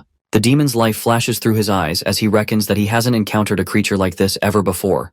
He even poisoned the water supply with parasite eggs, and no living creature can live without water. Even if they resist, he has control over their companions. His plan was perfect in his point of view. But this bastard who harms his companions as a knight and goes off on a rampage, killing his own kind without a second thought, was something else that he never expected. But since the situation has come to this point, he has nothing to lose, and seems certain that Kim won't be able to fight off his powers as he has complete control, and just like that, he gets eaten by the knight. It is revealed to us that the demon tosses himself onto Kim's face and clings to him. Kim gulps the demon down his throat and burps, wondering if it just killed itself. He has eaten many parasites on Earth, but he wasn't able to gain any skills from a parasite that only controls insects and fish. However, this demon has the ability to control humans, so he might be able to use a proportion of its abilities. With that, he tests the skills and bites his troll's skin finger off, spitting it on the ground. While separating a part of his body, his finger starts to shake and takes the shape of a fish, which leads him to hypothesize that he can separate a part of his body and control it. But there are limits to its size and length that he can control. Thinking that he might be able to develop this skill if he eats more hybrid creatures, the guy decides to start with the cleanup as he peeks down at the civilians. In the Demon King's castle, the demon generals gather to discuss Gluttony getting defeated so easily. As they question about any chances of his survival, one of them mentions that he's dead since all the parasitic samples in his lab have perished as well. The demon then lets out that Gluttony was a strong demon. Although he was behind the times, he was befitting for the 4 great kings as one of the demons who wonders how the hell did he die. It's reported to them that some monster killed the humans under Gluttony's control and then went after him, unveiling that it's the knight who's tagging along with the prince. With Gluttony and the 4 kings excluded, the demon decides to send Wrath, who can fight against the humans, but he's far too valuable to send off to face the warrior. He adds that Wrath specializes in dealing with large numbers of humans, so using him against the allied human forces would be more effective. However, one of the demons comes in and interrupts the conversation, announcing bad news. As soon as he hears about what happened to his brother, gluttony, and everyone grows hushed, wrath goes after the monster. On the other hand, the prince and his companions continue their journey, and we see the warrior thinking that Kim's method was the most effective for killing the demon. Curious, the warrior lets out that he could have avoided the unnecessary slaughter of the innocents with his strong skill set, given that those people were merely controlled by the demon. While our guy dumps the blame on the demon for all the damage, the warrior notices that there's not a trace of guilt on Kim's face for what he did. It's unbelievable for him to think Kim is the prince's secret guardian and considers him a demon. As the warrior is concerned about Kim's careless behavior, he suddenly hears the prince's voice, and the carriage comes to a halt. The warrior asks about the matter, while Edward seems terribly frightened upon seeing the creature in front of them. It emerges to Dracus de Lazorth, Wrath, who has come here to avenge his brother in arms, Gluttony. The big creature leans forward, and the ground shakes, scaring Edward and the Saintess to death. In the meantime, Kim steps out and asks the prince if he knows this creature, to which Eddie responds that he has read about it, but it's his first time seeing it in person. It is then narrated that 50 years ago, a demon warrior rode this monster into battle. He heard that it was twice as big as the dragon. Our guy calculates the length, wondering if this creature is twice as big as the dragon, then it will probably be 100 feet long, but it looks bigger than that. Wondering if there's an end to it, the prince informs him that it must have grown over the past 50 years because reptiles tend to keep growing throughout their life.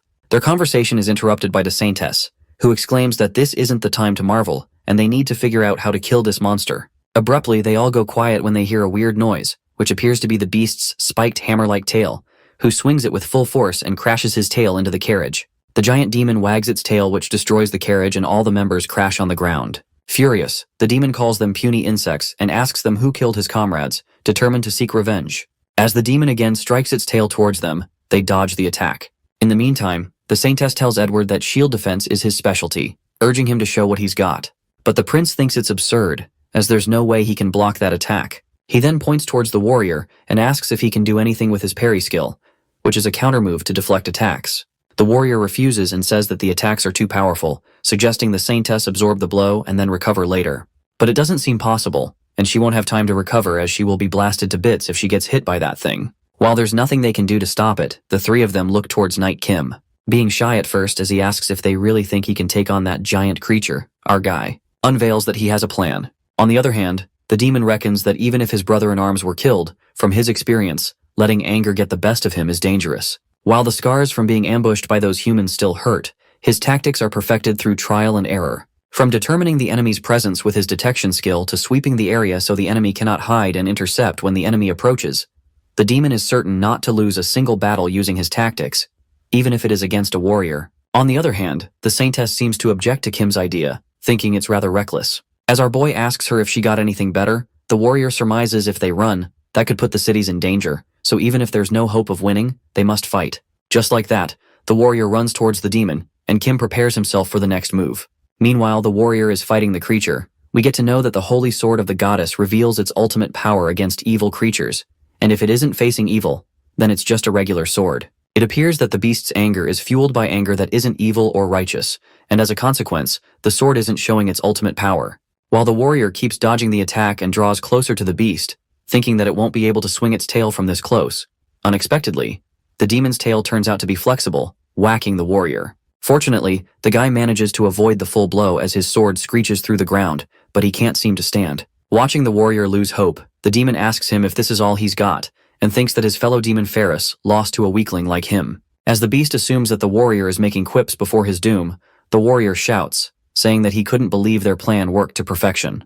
The scene then takes us back to 5 minutes earlier, where Kim reveals the only way to defeat the monster. He explains that the warrior will distract the beast while he approaches it from underground. Noticing that it has a scar on its underside, they plan to aim for it.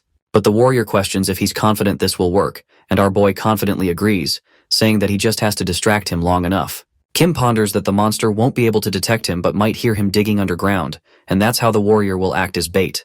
While the warrior decides to go with his plan, Kim asks why he trusts him, to which the guy responds that it's highly unlikely because, as a warrior, he has a lie detection skill. Our main character seems to be not lying this time and believes since the skills from this world won't work on him, he could lie to a warrior if needed, and plans on using it against him someday. The warrior then leaps towards the beast to distract him, and Kim attacks him from underground. With the power of almost every animal, digging underground was the easiest thing for him, with abilities like the muscles of a troll, body of a mole, and the claws of a dragon. A moment later, the beast finally detects Kim and gets shocked by his dragon's arm.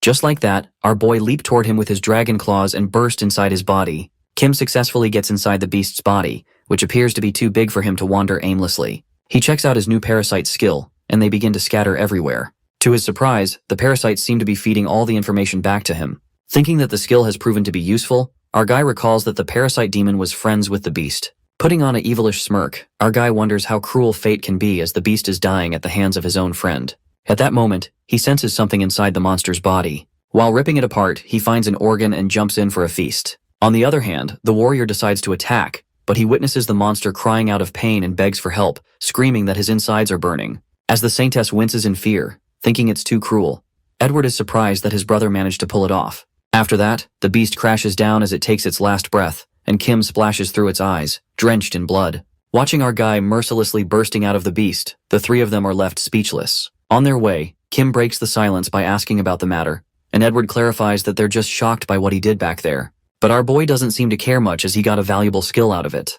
The boy then narrates the dinosaur monster isn't that valuable despite its size. It just had large muscles which he ripped with the help of his strong troll muscles and dragon scales and skin that were far superior. The hunt wasn't a complete loss. It was a win. First, he chewed on the monster's lungs, which were a powerful mass of muscles. Since the lungs require such a large amount of oxygen to support its behemoth size and are able to suck large amounts of air, that means it can also blow it back out with the same power. With those lungs, his dragon breath became more powerful. Secondly, it was blood vessels which had small heart-like organs attached to its arteries and veins. This allows him to keep pumping blood in his body even if his heart is destroyed. And lastly, he found something valuable, and thanks to this, he has the ability to fly. The next scene flips to the demon generals who get to know about Wrath being eliminated as well. Leaving just the four great kings, one of them laughs hysterically and lets out that everything seems to be going to the Demon King's plan, adding that the warrior will proceed to the Demon King's castle. Anticipating that now they have wiped the human villages, the warrior will try to destroy the source of the problem to avoid casualties. The demons seem to have succeeded in eliminating the relics of the bygone era without doing anything while leading the warrior to believe that he slayed the Demon King's best generals. The demon general declares that it's time for humanity to perish. In this war, humanity will win if they behead the Demon King. However, the demon race must either destroy them or get them to surrender. The general further adds that humanity won't surrender as long as the warrior stands. With the warrior being blessed by the goddess herself, the demon concludes that in order for them to win this war, they have to destroy humanity. In simple words, they just need to annihilate humanity before the warrior slays the Demon King, and these are the wise words of their new Demon King. After that, all the demon generals pledge allegiance to their Demon King, the one who hails from another world. The scene then switches to the four of them passing through a rough area where the monster passed through. As they are walking, a demon appears and asks the humans to stop immediately. While more demon soldiers begin to emerge and surround them, they fight them off. As Kim slashes two demons, something grabs his attention and it appears to be a map. After dealing with the demons, Kim informs them about the map of the Demon Kingdom. He finds it on one of the demon soldiers. Inspecting the map, Edward lets out that all the roads lead to one point on the map, and all the roads are connected to the main battlefield. Meanwhile, the Saintess believes this map is for supply routes, and the warrior prepares to slay the Demon King now that they have the map. However, the prince looks at the village located in the mountains and finds it suspicious as it is connected to the main road despite having no strategic value. The Saintess guesses that Edward is suggesting this village might be the Demon King's main base and thinks that they should pay a visit. While the warrior instincts seem to be screaming at him, pointing out that the village is important, the warrior agrees to visit the place. 1 week later, they arrive at the village, and we see civilians controlled by the demons building weapons. Edward witnesses what he expected. The demon seems to be making weapons, but the warrior is hit by a realization and thinks about what he's supposed to do. That's when his brother tells him they must fulfill their sworn duties. As the prince says they have to kill the demons, the warrior grabs his shoulder and asks him if he's going to kill innocent civilians. Uttering that he sees no civilians here, Edward justifies that every civilian is involved in the war effort and making weapons. As the warrior stops him and questions what he's even thinking, in a flash the poor guy clutches his chest in pain. Edward calms him down and tells him not to break his sacred code.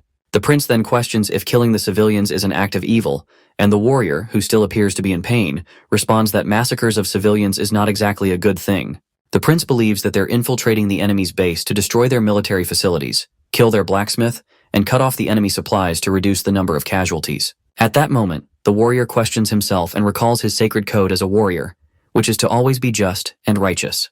Without any ado, Kim gets started with the mission, which makes the warrior helpless. This leaves him questioning his morality and slowly losing his sense of justice, of what is good or bad. With not a hint of emotions, our boy mercilessly kills the civilians, and it seems like he's the only one working his ass off because the warrior refused to fight anyone who didn't attack first. The saintess went into a panic after witnessing a young demon die. While Edward has his hands complete taking care of her, Kim finds them all useless. Every single one of them. Later, the prince gets his hand on a gun and informs Kim about what they've been making here. Edward is delighted to see a Mauser pistol as they have got themselves a German gun fanatic, asking Kim if he realizes what it means, addressing him as brother. Wiping the blood off his face, our boy suspects that there must be a third one of them, but on the Demon King's side. In the meantime, the warrior interrupts them and asks if they find anything, to which Edward informs him that the Demon Kingdom is planning on drafting civilians into the war. As the warrior is shocked to hear this, the prince continues that an ordinary civilian can use this pistol on the battlefield with the simplest of instructions, and they were manufacturing these for that very purpose. After listening to him, the warrior leaves, and Edward appreciates Kim for his job well done. He rewards him with a bit of vacation and hands him the map to feast to his heart's content, marking the garrisons on the map. Meanwhile, our boy thinks it's more of a business trip.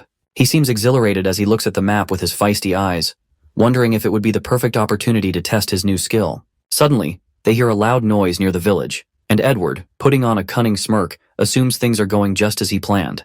The scene then flips to the warrior, who appears to be releasing his anger by landing powerful punches. Crying his heart out, the poor guy seems helpless and thinks what he's supposed to do. The next scene takes us to the port city of the Demon Kingdom, Stuckfit, where we see a half-human and half-demon boy known as Midden working by carrying heavy sacks. After moving 20 sacks of gunpowder and 10 crates of coal, the boy heads out as he receives his wage, calculating the amount required for the rent and food for him and his little sister Myron. Letting out a deep sigh, Midden ponders his hard life and how he barely makes ends meet, but is determined to work hard. He is reminded of his sister Myron, who offered him a lollipop he bought for her on his way back home. The next day, the boy begins to work again and lifts the sacks on his shoulder, which somehow weigh less than yesterday. Assuming that he may have gotten stronger, Midden presumes he may be just a dockhand for now, but one day, he wishes to be one of the 7 deadly generals. The scene then flips to Kim, who narrates about the existence of the second brain in some larger dinosaurs, as speculated by the scientists. Their larger size meant a longer time for nerves to receive signals from the brain, so they hypnotize another brain located near the waist to assist the main brain. Kim was able to locate the second brain on the dinosaur beast when he turned his brain into that of another creature, recreating its nervous system. Therefore, even if it's a body part unique to that creature, he's able to use it freely without any practice. Still, he's never once used his brain to that extent, because there's a risk of losing control over his body to the original brain of the owner. However, if he uses this ability on the second brain, he can entirely change into another creature's brain without repercussions. In other words, he's able to fly by transforming the entirety of his body to that of a dragon's, with the exception of his brain.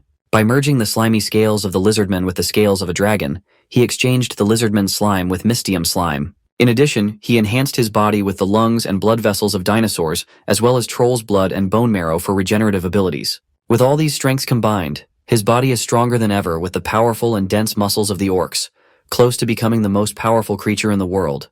With a loud roar, the dragon starts attacking the village's demons with its fire breath. Panicked by the sudden attack, the demon runs for their lives when suddenly the dragon devours a fish-like demon, gulping it down. Witnessing the dragon, Midden scampers to save his sister and is glad about their room being close to the port, which means he will be able to save her. Unfortunately, the dragon flies towards where his room is and crushes the building.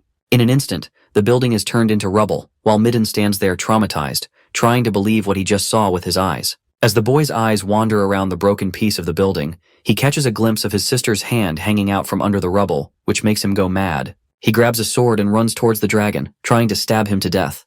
But his strength is unmatched by the most powerful dragon as the sword shatters to pieces, and sadly, Midden gets devoured by the dragon. After that, Kim reckons that Edward marked all the places that manufacture and stockpile military supplies, surmising that the prince wanted to weaken the Demon King's military capabilities. Although it doesn't concern our guy anyway, he's thankful for the marked points on the map as he was able to eat a variety of creatures and is especially excited to try the abilities of the fish creature he ate. Getting back to business. 10 hours after the destruction of Stuckfit, the demons seem to be having a meeting in their conference room, discussing the loss in their city, including the immeasurable damage and the loss of supplies. Hearing that it was a dragon, one of the demons asks Sloth, the dragon demon, about her remark on the situation since she's one of their kind. Sloth finds it impossible because it's reported that during the 9 hours from dusk to dawn, the so-called dragon spewed fire no more than 50 times, and this feat is impossible unless it's the legendary Dragon Road. The three-eyed demon suspects Sloth when he says that the very Dragon Road is present here with them, but she glares at him and gets mad at him for accusing her. The demon seems to suggest that if the Dragon Road of demons exists with them, There can't be another legendary dragon and gets interrupted by the demon general, Jealousy, who reminds them this isn't important. Instead, they should focus on how they should proceed. The demon general then reveals that the news of Stuckfit has spread through the kingdom. In a single day, that dragon has become the ultimate object of fear. If the 7 deadly generals were to eliminate this threat, it would raise morale in the kingdom. Other demons approve of this idea and praise him. Meanwhile, Sloth decides to go this time since this dragon of Stuckfit may be the same species as her, and she's ready to show what a real dragon looks like. In Kim's view, the attack on Harbor City was the most rewarding thing he has done since joining the warrior and his group. He consumed hybrid species such as fish and insect demons, and he was able to optimize his new dragon skills in dragon form. Thanks to his recent feast, he's able to understand his dragon form better. Reckoning if he keeps up with this progress, soon he will be able to reach his ultimate goal, which is becoming the apex predator. He glides over another village, ready to attack, as the demon first witnesses him. They mistake him for one of the demon generals, but soon, they realize that it's the dragon of Stuckfit and start running for their lives. The dragon breathes fire all around the place, mercilessly eating and crushing all the living beings. Sloth, on the other hand, flies around searching for her opponent, and according to the reports, the dragon was spotted near the 6th Army Post an hour ago. Not knowing who that dragon is, she decides to put it in its place as soon as she finds it. While Kim causes insane destruction in just an hour, Sloth finally spots the dragon and sees him eating the dead, finding it crude. More importantly, she was told that it was a red dragon, but when she looked at the dragon with body parts of different creatures, she was bewildered. She then plans to use her ability, known as the Dragon Speak, which is the power of a dragon, to sow terror and bend opponents to their will. The sloth yells to stop, and moments later she realizes that her ability isn't working on Kim. This enrages her, and she finds it impossible to stop because her Dragon Speak ability can even bring down other dragons. While our guy seems to realize that she's stronger than the puny weaklings he has been dealing with, he clarifies that it would be best for her to abandon any hopes of controlling him with her power. He warns her if she tries to control him once again, then he will have no choice but to take appropriate countermeasures. Upon hearing this, her eye twitches with anger as she calls him insolent. Since she's very arrogant, her ego gets hurt, and she swears to throw him into the deepest despair. With that, they both start to fight, showing what they've got. After 10 minutes of fighting with their claws and loud roars, Sloth appears exhausted, with her dragon body throbbing in pain. She realizes that her opponent is holding his ground just by blocking her attacks the entire time, adding that she's never in her life seen a dragon this strong before. Kim, on the contrary, knows that even a dragon can't penetrate Mystium and Ogre's muscles, and if a powerful dragon like her can't do anything, then other creatures won't be able to leave more than just a scratch on him. After that, our guy decides to move on to his next experiment and remove the Mystium slime from his body. But as soon as he does that, Sloth instantly attacks him, knowing that his defenses are down, and bites his neck, ripping a piece of its skin apart. Taken aback by the sneak attack, Kim smashes her away. Using his super regenerative ability, he recovers his muscles, leaving her flabbergasted as she wonders what kind of creature he really is. Concluding his experiment with this form, Kim decides to spare Sloth's life in return for her contribution and tells her to go. But this makes her go crazy, as it triggers her ego again, and she decides to reveal the true powers of the legendary Dragon Road. Using her ability, the condensed drain breath, she creates a ball of fire while our guy has no choice but to annihilate her. The legendary road dragon spits out something that looks like parasites and crashes to the ground, wondering what the hell is happening to her. That's when Kim reveals that it's his flesh that she swallowed. It turned into parasites and ate away her insides. With that, he warns her that she shouldn't be eating everything she sees and mocks her by muttering that she should be careful next time as there's no next for her. Meanwhile, Sloth reaches her end and dies. Someone reaches out to Kim using telepathy magic and pleads for his help. The next scene takes us to the warrior, who reveals his past story. The guy narrates that he's a disciple of a goddess and a time traveler from 10 years in the future. 10 years from now, the demons joined forces with the humans to fight against the monster of destruction. In the future, the monster devoured the 7 deadly generals, the Demon King, and all the 4 great kings, including the warrior himself. Reincarnated, the warrior travels 10 years back to the past and heads straight to the Great Forest, where he annihilates the slime, which would later evolve into the monster of destruction. By doing so, Sir Kim, who was performing his duty in the forest, was safe, and that's how he was able to save the prince's life, who was initially killed in the warrior's timeline. The warrior saved a life that was on the brink of death by changing the future, although he does not know what the future holds for him. Clenching his fist, the warrior doesn't seem to have any regrets about giving up the future he knew and killing the monster of destruction. However, there's one thing he regrets, which is not finding out more about the Demon King's army. If he had done more research, they wouldn't have been so powerless against the demon, or at the very least, would have discovered this demon's power, referring to one of the general demons, greed. The scene then switches to 30 minutes earlier, where the Saintess, the warrior, and Prince Edward continue their journey. While they're walking, the warrior asks the prince where he sent Sir Kim off, and he informs him that he sent Kim somewhere important, as Edward tells him that they will soon arrive at their next destination. They witness a demon standing in their path who welcomes the warrior's party. It turns out to be one of the 7 deadly generals, Greed, who welcomes them to the Grand Vegas, the city he rules. Being humble, Greed asks the warrior to stop the slaughter and fight in a peaceful way, but the prince objects and asks him what he's plotting. To clear the air, the demon general claims to decide the winner by playing a game. However, as the prince objects and thinks he is trying to trick them, the warrior immediately accepts the demon's proposal, contemplating that he has taken way too many lives in coming here and wants it to stop. Greed is more than happy to hear this and thinks that it was too easy to trick them. He then escorts them inside and addresses them as honored guests only for one night. While the game is about to begin, the other demons begin to gossip about witnessing the warrior's death here and hope humanity dies tonight. After that, the evil-looking Greed reveals that the game is poker, and Edward decides to go first, reckoning that he's already mastered poker back when he was undercover in the poaching group, and even that monster Kim was no match for him.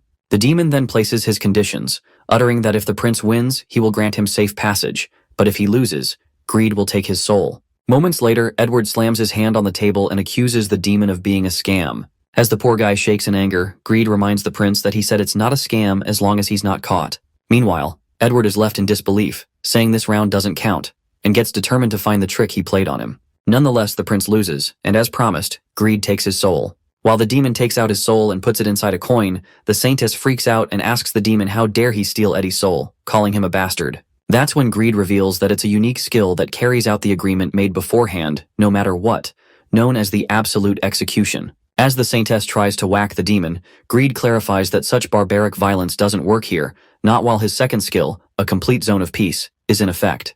Being pure evil as he is, the demon speculates that with these 2 skills, no one can beat him at the card table. Tricking the saintess, Greed guesses that Edward is important to her, which makes her flustered.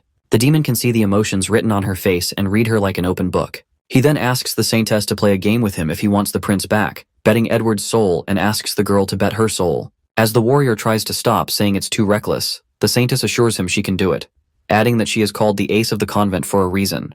Confused, the warrior questions if there's gambling in the convent, and the saintess utters what he thinks she did during those long winters as the only girl at the convent. Throwing the cards away, the girl decides to play with dice, and unexpectedly, after a while, Greed takes her soul as well as she loses. While the demon nearly loses to the saintess and mumbles he hasn't found a match like her in a long while, the warrior is left alone. Greed then moves on to the warrior to play the same trick and asks if he wishes to play to get his companion's souls back, adding that he just needs to bet his soul. But the warrior goes into a state of panic, thinking that he has never gambled before. Contemplating that he's never gambled in his life, the warrior is stuck in between as he can't leave his comrades like that. Just then, someone smashes a demon through the door as he comes crashing onto the floor. As Kim makes an iconic entry, the warrior can't hide his happiness when he witnesses him, and Greed welcomes his new guest, who is quite a hothead. While the demons believe that he has walked into his death, our guy peeks at the soulless saintess and Edward, thinking that they are useless. He decides to wrap it up quickly and then get back to his real mission. He clenches his armored hand, but Greed asks him if he's planning to use brute force and acquaints him to try using violence around him as it will be pointless because of his unique skill, complete zone of peace. Kim confirms it with the warrior who informs him that the demon is speaking the truth, adding that his skills neutralizes any act of violence within these walls. Well, it seems like our boy has found himself a feast as he is enticed by the demon's skill. After that, Greed explains that the prince and saintess have both lost their souls to him, and to get them back, Kim needs to win against him. The demon clarifies that he must bet something of equal value if he wishes to have their souls back. He must bet his soul as well. Our guy seems to agree with his conditions but makes a shocking claim when he bets souls, his and the warrior's soul. Upon hearing this, the warrior freaks out and asks him what he's doing. Kim then lets out that since the demon took 2 souls, they will also have to bet 2 souls if they get 2 souls back. While the demon says he's right, our guy assures the warrior that he can definitely beat him, muttering that's what Eddie said before losing his soul.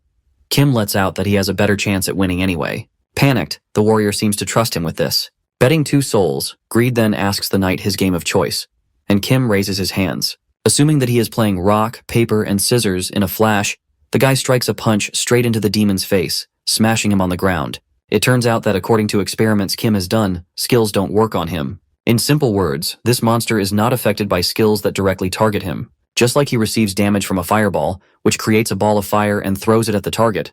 The reason is that it's a skill that throws a fireball created with skill, and the same goes with the rapid shot and guided shot. Likewise, this demon's skill to complete a zone of peace ultimately doesn't work on him, because this skill only applies to people using violence within the zone. Coming to the present scene, Kim strongly stomps his feet onto the demon. It was the first time in his life that Bacchanio Greed could not understand this sensation. When he finally realizes the sensation of physical pain, he also discovers the complete zone of peace was broken, and a sense of defeat was carved deep into his soul. Furthermore, Baccanio's other unique skill, absolute execution, gets revoked as the conditions of the agreement set beforehand were met. Just like that, the two souls return, and the Saintess and Edward appear to be in shock. Meanwhile, the demon utters that it's a scam. Kim, who has already beat the crap out of him, goes on to the second game. Betting on Greed's life and everything he has left, our ruthless guy asks him if he's going with his right hand or left hand. Grinning like a madman, Kim transforms his feet while Baccanio makes a guess. Giving the wrong answer, the guy kicks the hell out of him as the blood splatters everywhere. Witnessing one of the great kings getting annihilated, the demons are left in terror and run for their lives. However, the monster traps them and affirms that nobody is getting out of here alive. Listening to this, the warrior objects and makes him understand that they don't need to kill for no reason. Giving him a cold stare, Kim justifies that these scumbags were enjoying watching Baccanio taking people's souls, and taking these trash out is an act of righteousness. While the warrior tries to reason with him, the knight aims the sword at his neck and asks the warrior if he will choose justice or goodness. As he remains silent, Kim tells him to get those two people out of there, as someone who doesn't even know where their heart lies will only get in his way. The warrior then takes the Saintess and Edward out of the place while the demons inside scream for help, pleading to let them out. The heartless monster then begins cleaning the house and devours the demons as they scream in agony, gulping them down like the vicious beast he is. After his bet with the demon general, he acquired his skills, and the moment he acquired them, information flooded into his mind. After gaining control of the casino, Kim learns that it was Greed's personal fort, where he controlled everything. Now that he gets the control, our guy thinks of testing out some hypotheses, but he seems to be running out of time. Removing the fire extinguisher materials and supplying oxygen inside the building, the monster breathes fire, which results in exploding the whole place. Witnessing the blazing fire out of the building, the warrior is taken aback, but he recalls his conversations with Sir Kim and walks away. The next scene takes us to the demon's hideout, where the two remaining demon generals are shocked by the situation. In the meantime, a little demon arrives and asks about the matter, to which one of the demons informs her that they lost contact with the sloth, adding that Greed's domain in the Grand Vegas has fallen and he's nowhere to be found. After knowing that there is no chance of them being alive, the little demon starts sobbing as they lose two very talented demons. However, one of the deadly generals, Jealousy, addresses the girl as Majesty and says that the plan has been processed without the intervention of the four great kings, so she doesn't have to be sad. Asking if she shouldn't be sad about the deaths of her colleagues, the demon apologizes to her, saying that they volunteered to stop the warrior, adding that it's tragic, but mourning would be an insult to their sacrifices. Agreeing that the warrior was delayed and their plan is almost at its final stage, the Majesty concludes that it's a sacrifice for the greater good and leaves as she feels tired. After she leaves, Jealousy and Lust argue about their unsuitable titles. Nonetheless, Lust seems to care about Her Majesty's plan as they're almost at the last stage.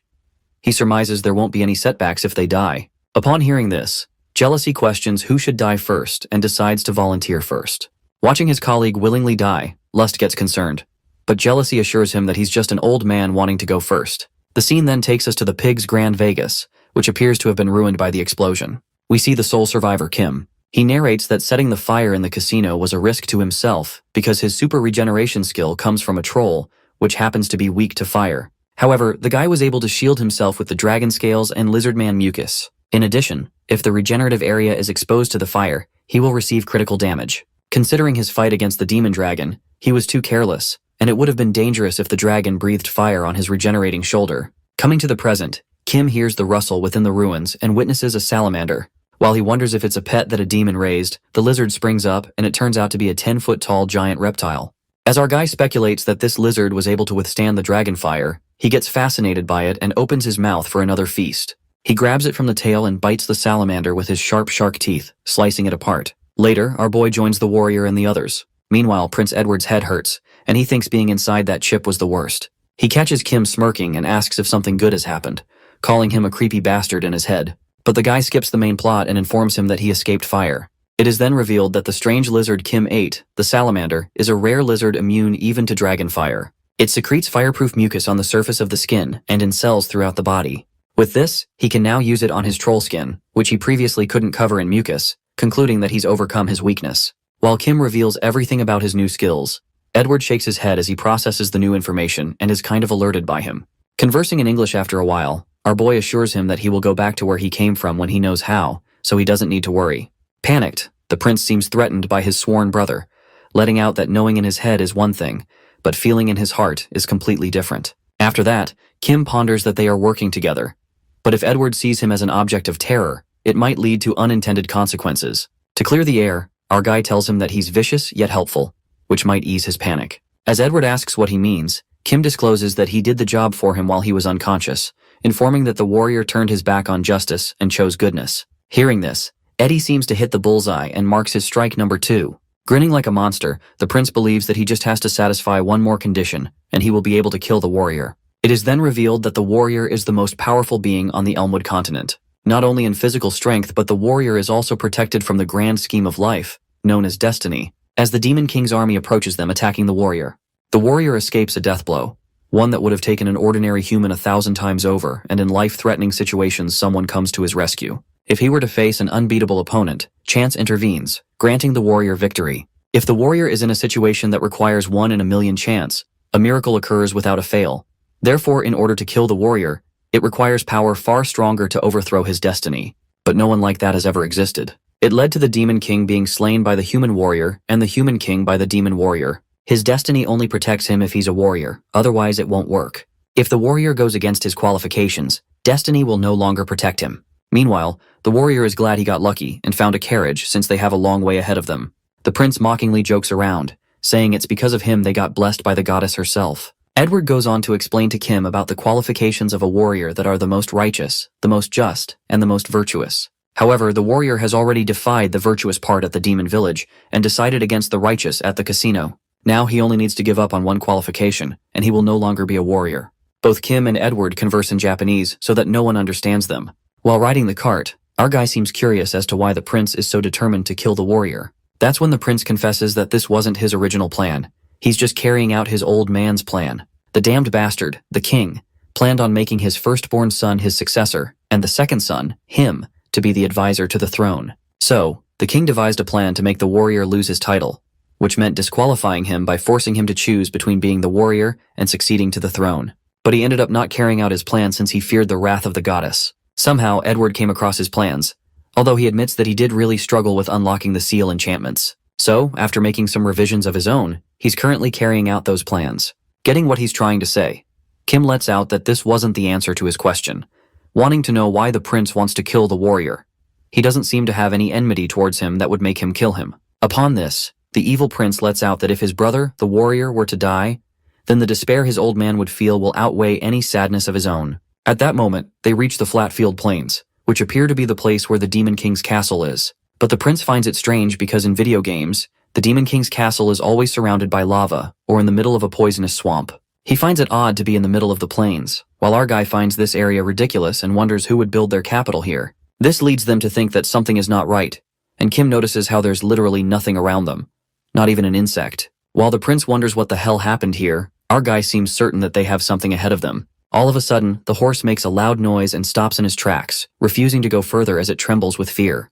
The warrior comes out while the prince inspects why the horse is scared since there is nothing around here. Thinking that the horse might be exhausted, the warrior gets a weird feeling and wonders if it's because of the castle. Meanwhile, his little brother asks him what's wrong. The warrior shrugs that feeling off, claiming he did feel something strange but not sure what it is exactly. He utters they might be able to find out if they get closer to the castle, but with the horse like that, they can't do anything. Once the horse stopped, it refused to take another step.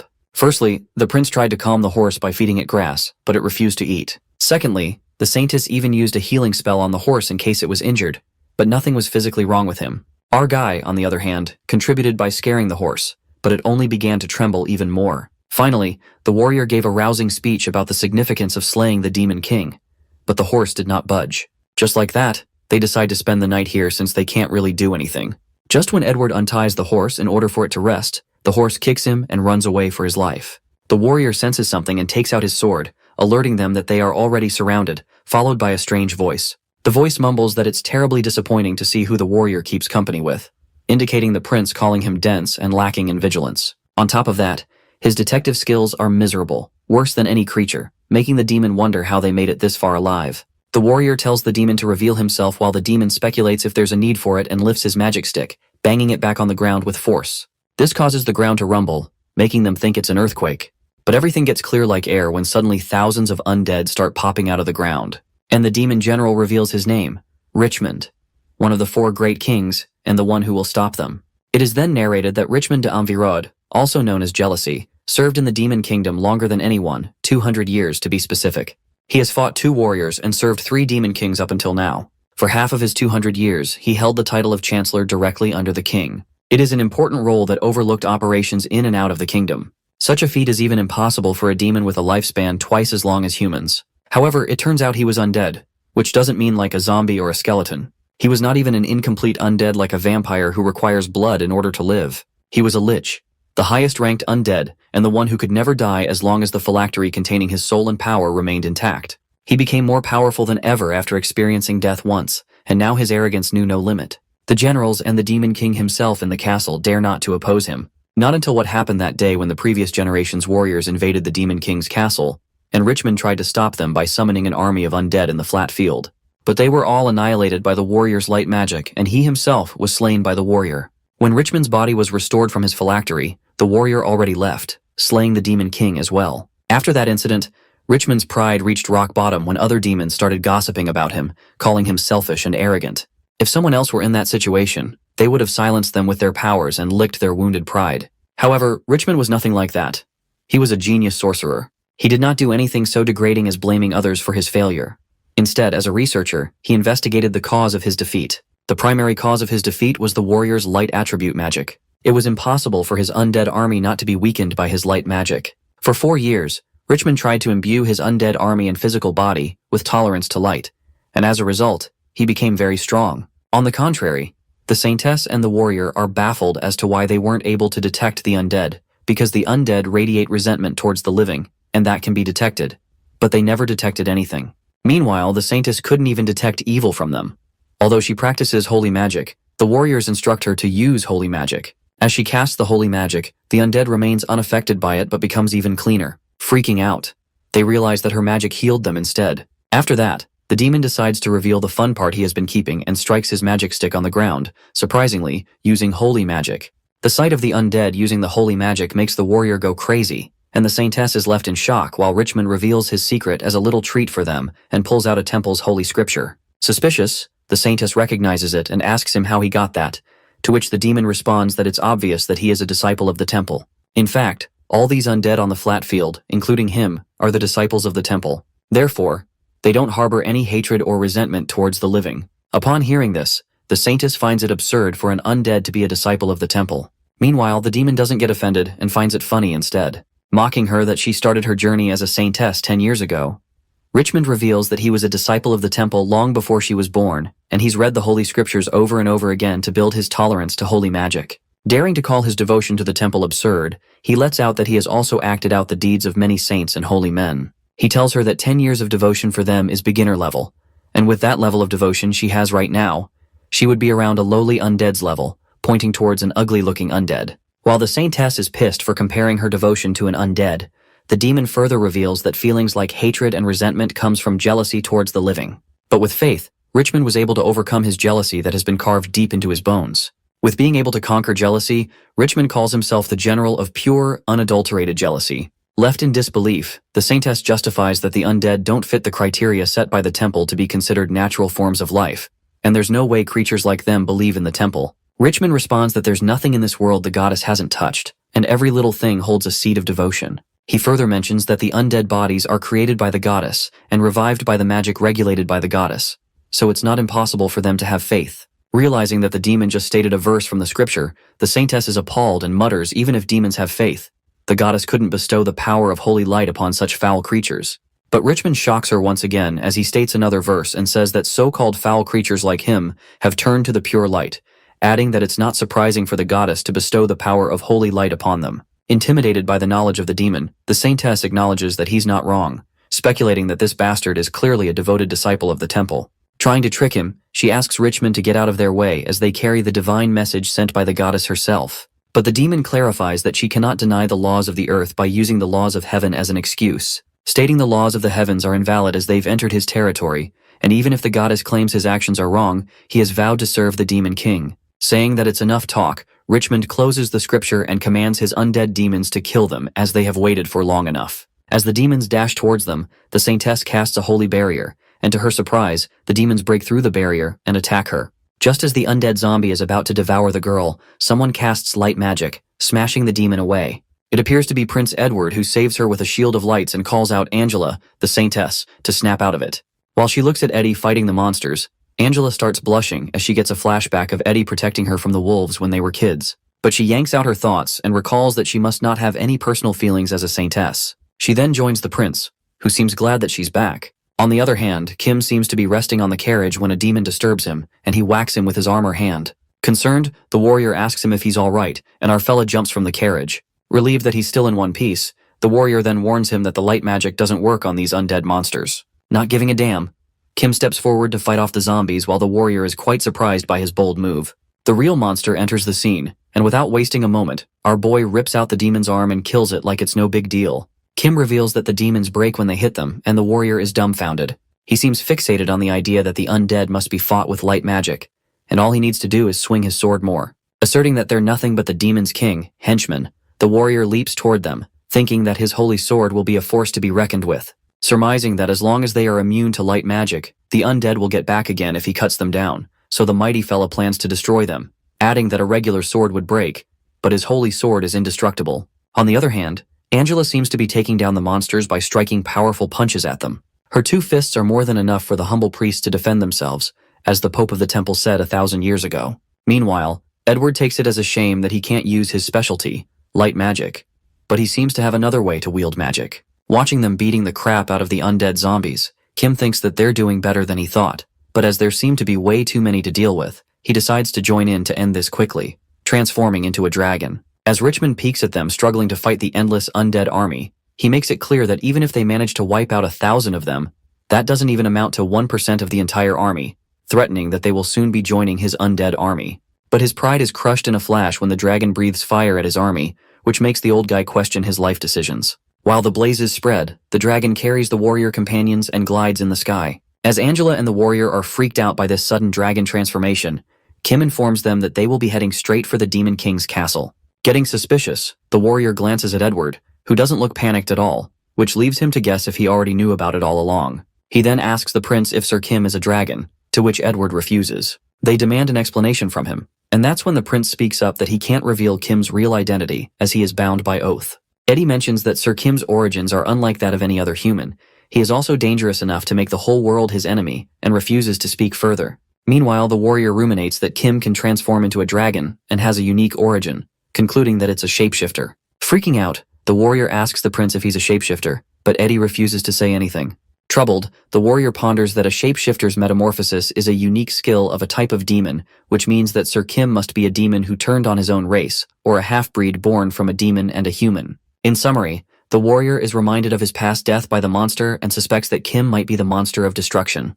However, he remembers how that guy helped them defeat the demon generals and rescued them from the undead just now. Recalling that he has already slayed the monster of destruction with his own 2 hands, the warrior stops doubting the very kind Mr. Kim and believes that he can never be the monster of destruction. Getting near the Demon King's castle, the warrior is astonished that they managed to cover the distance in 30 minutes and peeks at the castle, which looks quite ordinary. While the dragon tells them to look behind, they all witness the army of undead following them, and the saintess assumes from the distance that they will catch up to them in 2 hours. Calculating the time, the warrior reckons if it would be possible to slay the Demon King and escape on Kim's back. He speculates that there's not enough time to execute this plan, and if they fail to kill the Demon King before the undead swarm, they repeat what happened earlier. Just then, the warrior asks the dragon for a favor, and Sir Kim lands on the ground while the 3 of them scamper toward the castle. The demon guarding the castle spots the human soldiers. He commands the other soldiers to stop the intruders as they are headed for the castle. As the demon soldiers try to catch up to them, at that moment, someone splatters a purple sticky liquid on the demons. In a flash, an explosion occurs near the gates and the dragon escapes away. It turns out that Kim had stored a flammable fuel in his body that explodes at the slightest spark. It appears that Kim makes an explosion so that the soldiers won't be able to open the gates, and the undead won't be able to go in until the fire's out. On the other side, Richmond witnesses the explosion and grits his teeth out of anger, cursing the dragon. Watching the dragon fly away, the demon conjectures that he could be the dragon of Stuckfit, the dragon who can breathe fire multiple times a day, and wonders if Sloth was killed by him. Raging with anger, the demon general gets threatened by the dragon's presence, and mentions the 3 weaknesses of the undead, like they are weak to the attribute of the light magic, get weakened in sunlight, and decay over time. It is revealed that Richmond firstly overcame their weakness with piety, second was irrelevant once the sun went down, and for third weakness, he removed the moisture from their bodies to prevent decay, but it made them dry as firewood, which puts the monsters at risk from the fire. Although he can reduce damage using fire resistance, that won't work against the dragon's fire breath. A few feet away from the castle, Jealousy surmises that they won't be of much help to the king if they try to enter, as they will only aid the dragon by becoming firewood. He leaves the king's protection to Lust and prepares to bring down that dragon. On the contrary, the warrior, Angela and Edward, fight off the demon soldiers as they make their way into the castle. Just as they are about to go inside, someone makes a destructive entry into the scene and blocks the warrior's way. It appears to the last demon general, Lust, who utters that this is as far as they can go. It is revealed to us that Julius de Lustord, also known as Lust, is a male demon powerfully built with rippling muscles and happens to be an incubus. We are then transported into his flashback from 10 years ago, in which Lust, an incubi, was a mid-tier mage-type demon who seduced humans to drain their energy. As their talents lie in magic, they have no need to develop any true physical strength. Incubi are pretty boys and men to begin with, so they avoid building excessive muscles. Likewise, Lust avoided bulking up, but somehow he ended up with his hulking muscular body and attacked with brute force rather than magic. It all started a decade ago. From his memories of parting and loss, Julius was too confident in his appearance. While the guy is reliving his past sob story, his flashback is interrupted by the warrior who leaps towards him. As the muscular guy is pissed off for getting in the middle of his flashback sequence, he throws a big boulder onto the warrior, but this fella slices that big rock into pieces with his holy sword. Wielding his sword, the warrior strikes the final blow, which makes the demon fall dramatically as he is banged hard on the ground. The demon contemplates his last moments about his abrupt ending for the most powerful of the 4 great kings. Taking his story into consideration, his end was unavoidable. He did not take civilians hostage like arrogance and gluttony did, nor did he have power like giant monsters like wrath and sloth did. With not even having an advantage in a fight like greed either, Lust also lacked a powerful army like the one Jealousy had. Consequently, in this one-on-one fight, the warrior clearly had the upper hand. Coming to the present scene, Edward tells the warrior they must leave. Meanwhile, Lust lies there helplessly and ruminates that he is destined to be defeated by the warrior with his strength alone, and lets out his last breath as he apologizes to his demon king. Just like that, the warrior and the others finally reach the demon king's castle. Wondering that there's a demon king behind these doors, the warrior opens the door and witnesses a little girl. On the other hand, the dragon then drifts towards Richmond's undead army, plotting something horrendous. The demon general gets dubious of why the dragon isn't breathing fire on them and plans to send his troops to the castle right now. In the meantime, as the dragon's mouth is bulged with something, he descends towards the army with light speed. Panicked, the demon snaps out of it and witnesses the dragon leaping towards them. As Richmond decides to cast the fire resistance enchantment on his army, our guy drenches them in purple poison. Speculating that it's poison, Richmond laughs hysterically and mocks the dragon for thinking that the poison would work on the undead, calling him a fool. Relieved, the demon thinks he has nothing to worry about, and the dragon agrees with him. At that moment, our fella spits out fire, which makes the demon laugh again, saying that his little fire breath is adorable. But his happiness turns into a tragedy when a big explosion occurs, which leaves the demon flabbergasted as he couldn't process what had just happened now. While the fire is provoked by the slightest of poison, causing reoccurred explosions, the dragon reveals that this position is more of a flammable fuel, roughly around the power of 30 fire breaths. With that, the fire spreads with the speed of light and burns the last great king, Jealousy, to death. Finally, Richmond's holy relic, the phylactery, is destroyed, and he is annihilated. In the end, we see Kim peacefully lying down on top of the cart, unbothered by the situation. Flames take over the flat field plains, and the sounds of explosions can be heard as the undead army is burned to death along with their general. Kim in his dragon form wonders if this is the end of the undead army, inspecting if the general is dead or not.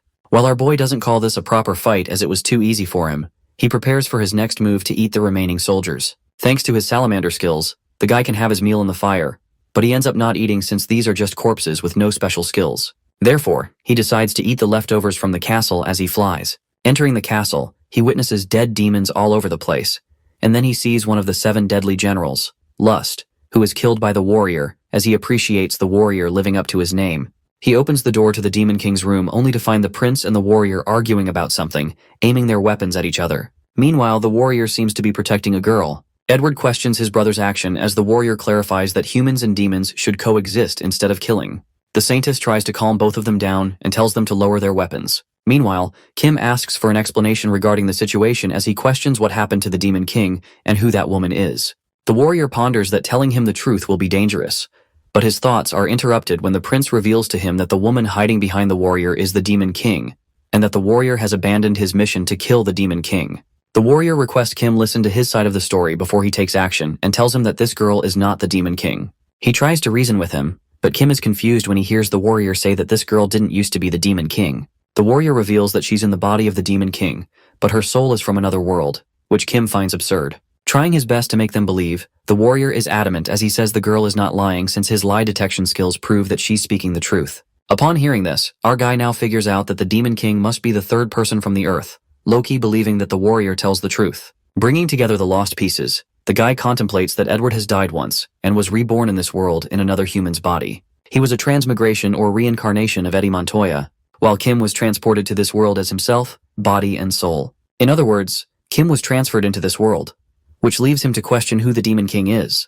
It is then narrated that the Demon King's body was somehow inhabited by someone from Earth. The king was basically possessed by an Earth human who was an ordinary office worker. She wasn't interested in socializing with others, so she preferred hobbies like reading and collecting military relics. Therefore, when she became the Demon King, she didn't take her new situation seriously because the trope of being in someone else's body was commonly found in novels she used to read on Earth. Naturally, she assumed that her life as the Demon King was a dream, so she implemented her knowledge, skills, systems, and concepts from the Earth in this world. This is the reason why the Demon Kingdom prospered dramatically, and the balance between humans and demons shifted, being the reason for the goddess to send a warrior. However, she still refuses to believe that all this is real because as long as she is the Demon King, she knew she was going to encounter the warrior one day, like the protagonist in the novel. The only difference was that she wasn't the protagonist here. Her trusted generals were killed without accomplishing anything, and when her most trusted general, Julius, was killed by the warrior, she finally came to terms with reality and was reawakened by the long-forgotten fear. She confessed everything to the warrior, and now all she could do was beg for mercy. After that, Kim tries to comprehend what the warrior just told him and says that the girl ordered her henchmen to wreak havoc, and she's surrendering now just because she's scared. The warrior interrupts in the middle while our guy asks him if he actually believes in the other world nonsense. While the warrior justifies that it's hard to believe but it's the truth, our cunning fella, on the other hand, certainly believes him. But the boy gotta pretend. The poor warrior takes guarantee of the Demon King speaking the truth, and his heart aches as he breaks down in tears when he remembers how many lives have been lost already. He wants to put an end to this endless slaughter. At that moment, Edward stares at Kim, giving him a signal, and he pulls out his sword and approaches the warrior, saying that it's time. While the warrior is falling apart, he is baffled to see a sudden change in his brother's attitude. Edward strikes the sword at him. To defend himself, the warrior tries to halt the attack with his sword. However, as soon as the prince's sword clashes with his sword, it shatters to pieces. The evil brother Edward stabs his older brother, and the Demon King stands right behind him. Being a warrior, one must always be righteous, just, and good. These might look similar, but there are times when they clash. A warrior must overcome these moral dilemmas and come up with the most ideal outcome. And that's what he's been doing so far.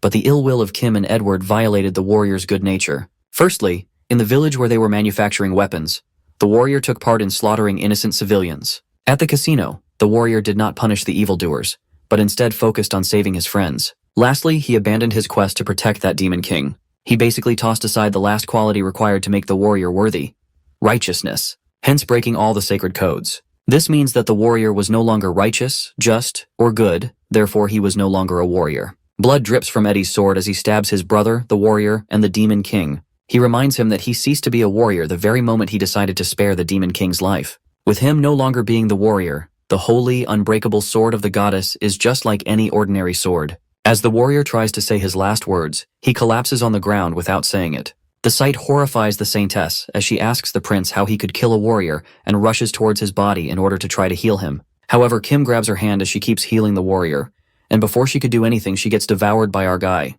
The scene then takes us to Edward's flashback, where he seems to be planning to kill the warrior, and they just have to break this one more condition. But before they proceed with their plan, they decide to take care of the priestess. While Kim finds this unexpected because he thought Eddie liked her, it occurs that the prince does like her, but he can't let a healer live as she might save the warrior's life. If the warrior is no longer a warrior, then he will become the first prince, and Edward would have to say goodbye to his throne, which also means he wouldn't be able to keep his side of the contract with Kim. As far as he knows, the saintess's healing powers are beyond what they can imagine. And there was an instance when a saintess from the previous generation healed what looked like minced meat. Might as well call her healing powers a miracle. The prince explains to him that she's basically immortal, so if they have to kill her, they would have to eradicate her body. Thinking how they would do that, The prince winks at him and reminds him that they have a monster that can transform into a dragon and swallow a whole person, referring to Kim. Grinning evilly, Kim says he seems to be mistaken, since he can also do that without transforming. Eddie admits that he's glad to be on his side since he gets kind of scared from his monster side, and is concerned about the saintess trying to escape even after Kim eats her. But our guy reassures him that won't happen since whatever he swallows doesn't go into his stomach, but disappears somewhere else. He isn't exactly sure where, but it would be impossible for her to claw her way out unless it's physically connected to his body. Coming back to the present scene, Edwards asks Kim if he would eat the Demon King's body because he would rather not leave his body lying around. But the guy refuses since the Demon King's skills are useless to him and suggests that it would be better to lay the body as proof just in case the goddess shows up. While Edward wonders how the goddess will grant their wish, suddenly the room starts to glow up, and Kim finds himself teleported somewhere else as he witnesses a cube that looks like some sort of system. Asking if it's the goddess, the system replies, saying yes. And our guy wonders if it's her true form since her statue doesn't look like this. That's when the system reveals that this interface is designed to take the ideal form for the subject based on their subconscious. However, the current subject is outside the bounds of the system's management. Therefore, he was unable to select an appropriate avatar. Asking what the goddess actually is, the system unveils that the word goddess stands for the Great Organizational Design and Developmental Ecosystem Supervisory System. It is in charge of the creation and maintenance of a world. Its key tasks include managing skills and status, creating monsters, and supervising the reincarnation of souls. Left in utter shock, Kim realizes that the goddess wasn't an actual being but a system, and thinks if this is what the real goddess is supposed to be. He then begins questioning the goddess, and first asks why he was brought to this world, to which the system answers that Earth is adjacent to this world, so sometimes errors in the system lead to people being brought over, like the prince and the Demon King. Secondly, he asks why the monsters in this world were created to resemble legendary creatures or those from the Earth. The goddess responds that they were created, referencing the creatures and monsters from his adjacent world. The boy then asks the goddess if it has an issue with them killing the warrior, but shockingly, the system assures him that it's nothing like that. Kim is quite surprised and questions if he can be granted a wish as a reward for slaying the Demon King, adding that he and the prince ended up killing the warrior and saintess in the process. While the system is aware of that, Kim wonders why it doesn't seem to be angry about losing his chosen one. The goddess then lets out that it doesn't possess feelings, similarly to a video game not having a preference in its functions for saving or loading. It adds that if the system had a personal say in this matter, he would have appreciated Kim's work. As our guy is still in disbelief, the system reveals that the implementation of the warrior system was supposed to create a balance between humans and demons, a system made for developing both societies through competition. However, the results were completely opposite. After implementing the warrior system, both human and demon societies remained stagnant, with no changes other than a few. Thanks to this incident, the goddess was able to discontinue the warrior system, and from now on, there will be no warriors for both races. Upon hearing this, Kim concludes that one race will be able to completely destroy the other, and there will be no competition. To which the system responds that the humankind does not only consist of one race, it is composed of multiple races like humans, elves, dwarves, hybrids, and lizardmen. Up until now, these races have been in alliances, but with the demons gone, they will start fighting one another. After that, Kim is finally satisfied after getting all the answers and decides to get on the main business, reminding the goddess about granting a wish to those who took part in the quest. The boy then asks the system if it could send him back to Earth. Our boy requests that the system send him back to Earth. However, the goddess refuses his request. The goddess mentions that it's not possible and it is forbidden to send a being that is already having a huge impact on this world. Wondering if he's impacting the world just by existing, Kim can't seem to wish to go back to Earth. Realizing that he can't return to Earth directly, he asks the system for a way back to the Earth on his own. Processing, the system tells him to wait as the information is currently being browsed by Edward Grand Canteen. Upon hearing this, our guy is relieved as Edward holds this important information, seeing as he will uphold his end of their contract. Finally figuring a way back to Earth that is taken care of, he proceeds to the next matter, which is becoming the most powerful creature in the world. Given that he has consumed a dragon, that's just another creature among the millions of others. He assumes that no matter how strong a dragon is, it can be slain by a more powerful monster or a large human army. Planning to find more monsters around the same power level as a dragon, Kim desires a creature that transcends all. The guy then asks the goddess about the creatures that can transcend their physical form, and at the same time others are unable to make contact with it. The system reveals that these creatures do exist and directs the information to Kim's brain. As he feels all the massive amount flowing into his brain, he gets to know about the creatures with Earth's mythology as their motif that are currently in their developmental stage, as their cultural and technological capabilities of Elmwood continent are unable to counter them. Being able to produce one of these creatures upon his wish, our boy gets to choose a creature and gets baffled whether he should choose the ability to travel at 400 light speed, ability to teleport, or ability to create physical forms. He gets tempted by all the extraordinary skills. However, Kim decides to save his wish. The boy then narrates that none of these creatures have not yet been released in this world, because the Elmwood cannot counter them, which means that people of Elmwood will be able to fight off these creatures one day. If he lets his guard down quickly by reaching to the top, he will become lazy and idle, which means that someday other creatures will catch up to him. But if he becomes an apex predator, that means no creature or no other being can catch up to him, believing that he will be indestructible and at the top. In addition, he has yet to devour countless other creatures, and after consuming all the creatures, he can gain this extraordinary skill later anyway. Kim then informs the system that he will receive his reward for killing the Demon King some other time, asking if it won't say no. The goddess assures him that reward payment is on temporary hold, and that the system will return to process it once he requests it later. After that, Kim asks him when he can return to his current state, to which the system responds that he can go whenever he wants to, and questions whether he is going to wait for his companion, as he is currently in the process of making a wish. But our guy decides to return before Edward. Later, the prince returns to his current state and is welcomed by his partner, Kim. Wiping his tears, Edward is surprised as he didn't know Goddess would take her form. Listening to this, Kim speculates that he's talking about Angela, the saintess, as the goddess is supposed to look like the subject's ideal form from their subconscious. While our boy asks him if he regrets getting her killed, the prince clenches his fist and lets out that he regrets every second of it. But he recovers from the moment of sorrow and asks Kim if he's curious to know what he wished for. As the prince tells him that he asked for the knowledge needed in the future, our guy interrupts him and cunningly claims that Edward certainly possesses the knowledge on how to send him back to Earth. Unruffled, the prince agrees to him and lets out that he can't let a monster like him run rampant in the world he is about to rule, adding that he's become so powerful for him to kill. Kim, who seems too determined to go back to Earth, asks the prince about how he can go back. The prince responds that he has a feeling that the demon army is going to be at the Demon's King Gate at any moment, so he will tell all about it on their way. It is then revealed that the Demon King's plan, as told by the four great kings, was the Demon King's wholesale reform, the distribution of command, introduction of new weapons and war tactics, the education on the importance of supply, the reform of war rituals when a higher rank leader dies, the subordinate takes over the command. It comes to light that all her ideas came from reading books on military strategy. As a result, a large reform of the demon army was implemented, and its combat capability dramatically improved. They were capable of endangering the survival of the human race even without the Demon King or his generals. The scene takes us to the Demon King's castle, where the human soldiers seem to be shooting arrows at the demon army, which seems endless. While one of them is eliminated, the human soldier finds it impossible to fight off the large demon army with strange weapons he's seen before, thinking if it's really the end of the human race. Just then, someone attacks the demon army, and it appears that more reinforcements have arrived.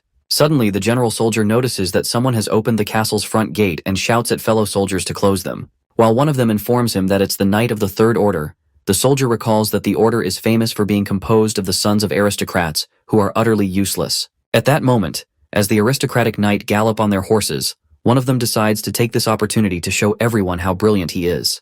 But unfortunately, he is killed by the demon's weapon. On the other hand, the general frantically orders the soldiers to close the gate as the colossal demon army awaits them. As the soldiers are about to close it, they are attacked by the demons. The general soldier presumes that they are done for and accepts the fate that humanity will end soon. That's when the soldiers witness something in the sky and are freaked out when they realize it's a giant dragon. It appears to be Edward Grand Conton and Mr. Kim who come to their rescue. The next scene takes us to the king's palace, where the soldier reveals that Prince Edward has returned from his quest to slay the Demon King and fought off the entire army. While the people are amazed by the prince's great work, the king is left in disbelief and presumes how the prince was able to destroy the entire demon army. That's when the soldier unveils that the prince arrived, riding a dragon, and it burned the whole army to death. Upon hearing such preposterous things, the king is utterly astounded and finds it hard to believe that Edward controls a dragon. But the soldier assures him that he's speaking the truth, and he confesses witnessing the whole thing with his own eyes, saying that it was incredible. After realizing that the truth cannot be denied and watching the people praising the prince, calling him a hero of humankind, the king contemplates that if he continues doubting the prince's accomplishment, people will question his insight. The king finally acknowledges his son's remarkable success in front of the people. He then ponders that the prince cannot be a hero of humankind, given that he's just like his father. The king believes it could be true that Edward delivered the final blow during the battle with the Demon King, as his talents and skills are real. However, the warriors and the saintess's deaths don't make sense to him, and the king assumes that the prince slain them, considering that he would have done the same. Thinking that it's only natural that Edward killed the warrior, the king speculates why the prince wasn't punished for carrying out his plan, as being a royal family is a reward for devotion and loyalty to the goddess. Therefore, by killing the warrior, Edward has committed a sin unworthy of forgiveness, but the prince leaves no trace of having received punishment from the heavens. The high praise for the prince's contribution is more than any chosen warrior from the temple, and those who supported the princess have now turned towards the prince. No matter how much the king tries to think about it, the more he finds it absurd. Nonetheless, the king eventually accepts the truth and his son's accomplishment. Thinking he may have been too harsh on the boy, he believes that the prince has changed. It is revealed that after the prince's dramatic return, he did not return to Santo Almaruez. Instead, he flew around the kingdom and took out the remnants of the demon army. This made the aristocrats, who were once hostile towards him, now praised him as a hero. A few days later, in Santo Almaruez, Prince Edward is wholeheartedly welcomed by the people. While everyone was busy preparing for the audience, Mr. Kim and Edward were the only ones who did not care about anything. In the meantime, the prince lets out that the king is wary of Kim and would have made an impression when he first met him. But our guy, who is not interested in earning glory and honor, asks the prince if he's sure about the seating plan, to which Edward mutters that he's certain, given that he got this information from the goddess herself. After that, Kim leaves, and the prince wishes him good luck. As the bell rings, Prince Edward is honorably escorted into the palace, meeting eyes with the king. The king seems to be panicking inside as he ponders whether he is right to believe that the prince changed after the quest. Just then, one of the soldiers asks for the prince's sword, and Edward reaches to his sword, giving it to the soldier. Collecting the sword, the soldier recalls the king's order to kill the prince immediately if he goes for his sword, while Prince Edward kneels before his father and asks him how he's doing. The king then asks him what he learned from his journey, and the prince responds that he's learned of the sacrifices the king has made for his people and realizes the weight of the crown he wears. While the king is speechless, the prince rises, and his father yells at him, saying that he did not order him to stand up.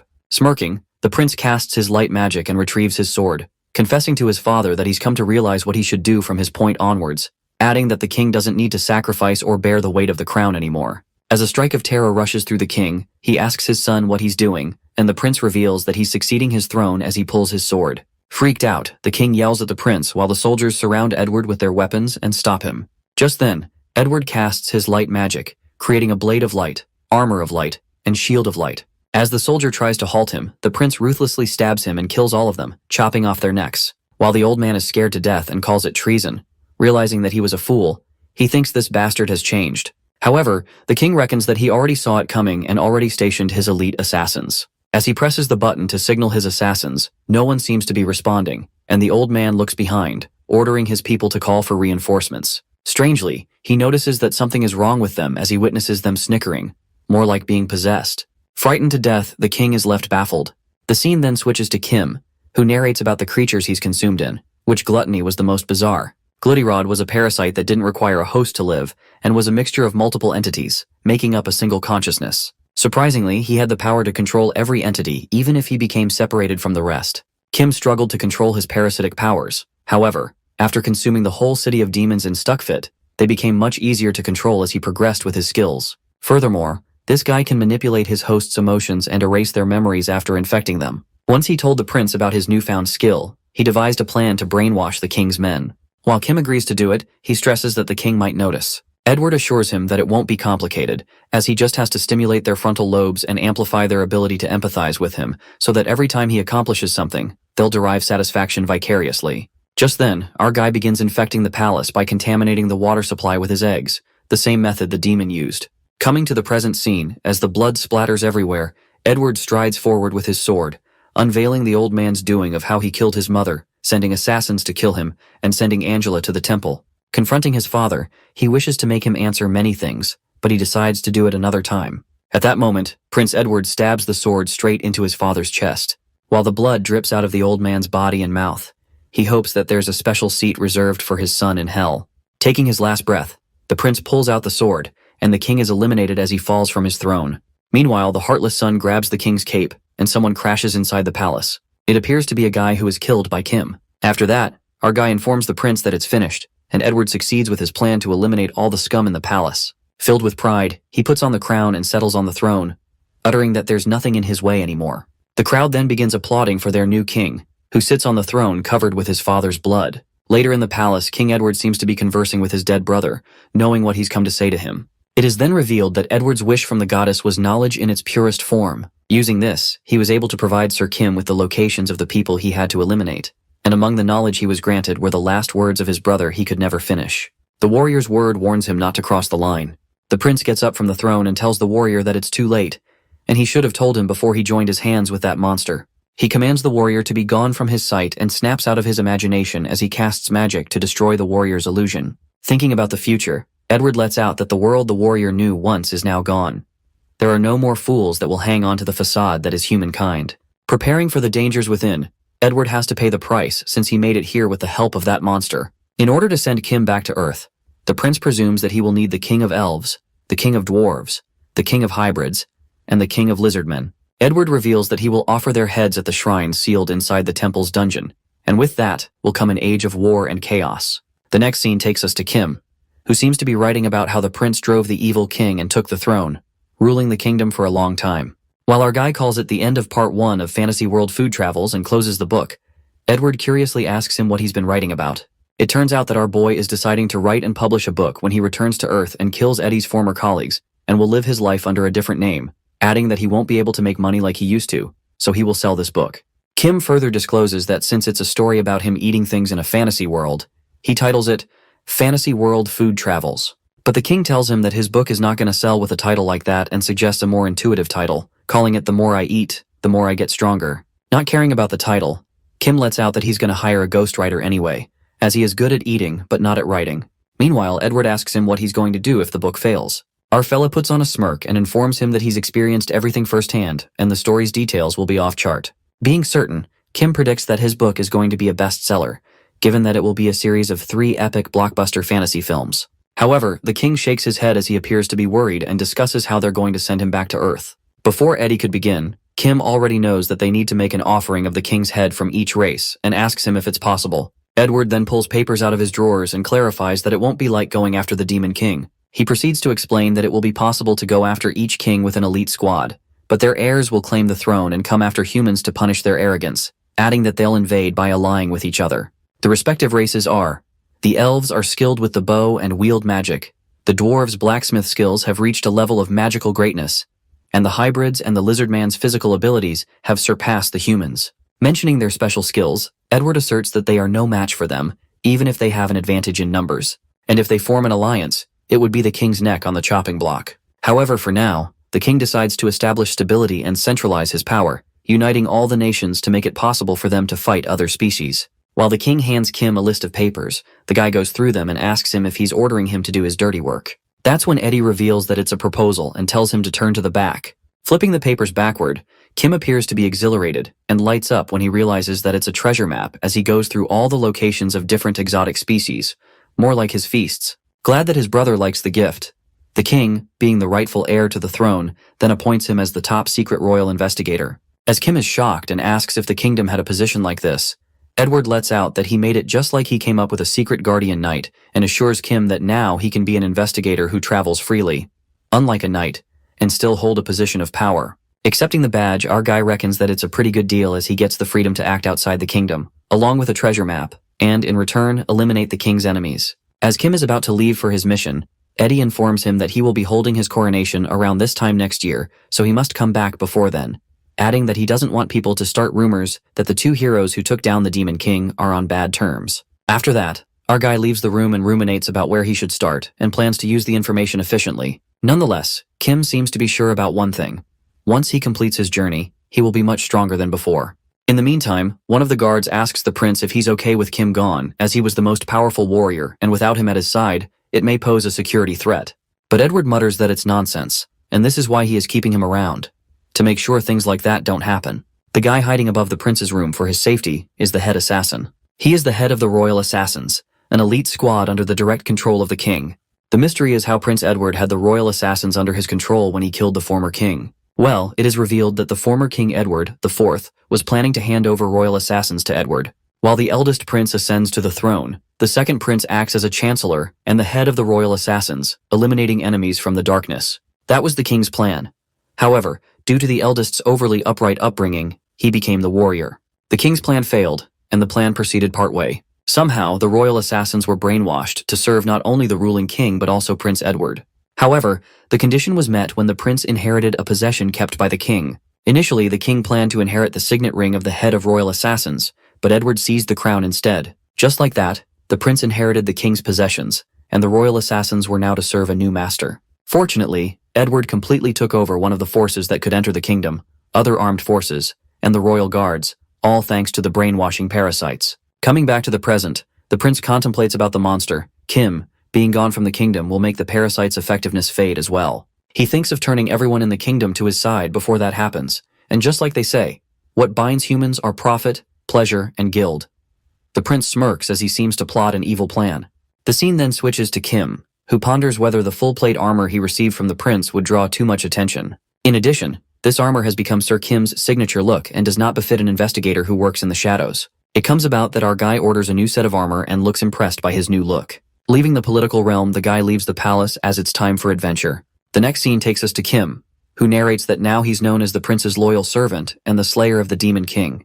But on Earth, he was nothing but a notorious criminal, an internationally wanted criminal. As the guy was constantly on the run from the police and secret organizations, he didn't have many hobbies to call his own. With no interest in sports or video games, interacting with others might have led to someone discovering his secrets, but he couldn't possibly let go of them, and that led to losing his second and third identities. It turns out that our monster's ideal hobby was reading. He was most interested in fiction stories that start and end with just one book.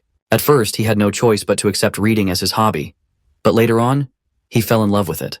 Well, it's more of a surprise that a vicious monster loves reading fiction stories. Unfortunately, this world is behind in culture and civilization, and only the aristocrats can own books. Luckily, our boy can acquire them through the prince, regardless of the trash quality. However, there's still hope.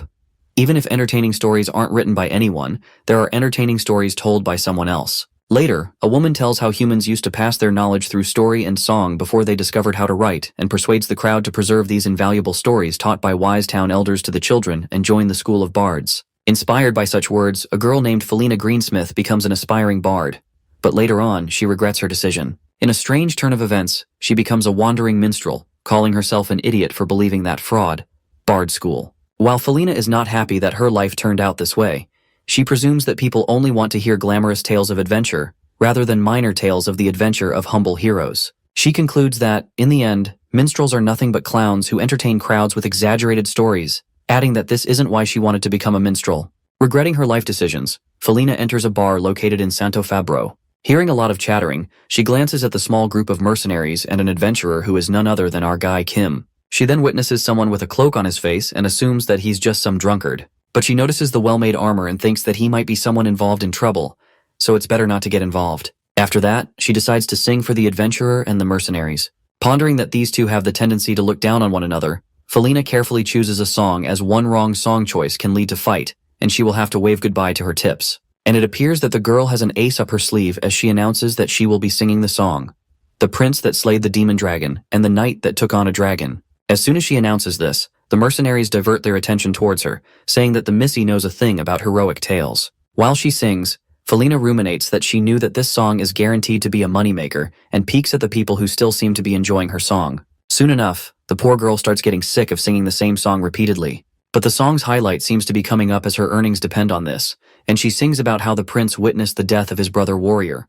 What he felt was sorrow, not despair. Suddenly, in the middle of the song, a mercenary grabs a guy sitting in the bar and calls him a smug bastard. As Felina is startled by the sudden chaos, the mercenary seems to have a death wish as the guy turns out to be the adventurer Kim. Meanwhile, our boy smirks. Muscular mercenary asks him if he finds the prince's tale funny and calls him a filthy traitor to the kingdom. The fellow mercenaries start joking about the adventures, saying that it serves him right for snickering like a creep. Interrupting her flow, Felina wonders if the fight is between 4 mercenaries and 1 adventurer, surmising that the mercenaries will win. She thinks about singing about heroic mercenary feats for her next song to uplift their spirits and open their wallets. Suddenly she hears something, and our guy twists the mercenary's arm and forcefully smacks him into the ground. While the fellow mercenaries rush towards that bastard, Kim ruthlessly fights them off. In the meantime, Felina freaks out and, scared for her life, immediately rushes out of the bar and runs for her life. She thinks it was bonkers and this is going to be big trouble, hightailing before she gets dragged into that debacle. But in this turn of events, Felina's actions were wiser than anyone else's in Santo Fabro. The scene then switches back to the bar, where Kim recalls the song about the warrior's strength empowering the prince, and can't stop laughing as he finds it funny to think that the asshole was in deep sorrow, referring to Edward. While our guy was enjoying this rare moment of happiness, those mercenaries ruined it. As he chokes one of the guys who seems to be begging for mercy, at that moment, someone enters the scene and asks Kim to stop using violence in such gruesome ways. Stepping forward, she takes off her cloak and asks Kim to stop tormenting the weak. The armored girl then introduces herself as Paladin Purecreed, clarifying that she will not allow it, and appears drunk. It seems to be a paladin who walks over to Kim as he looks at the insignia of the city of the goddess on her clothes, which is covered with dirt and grime.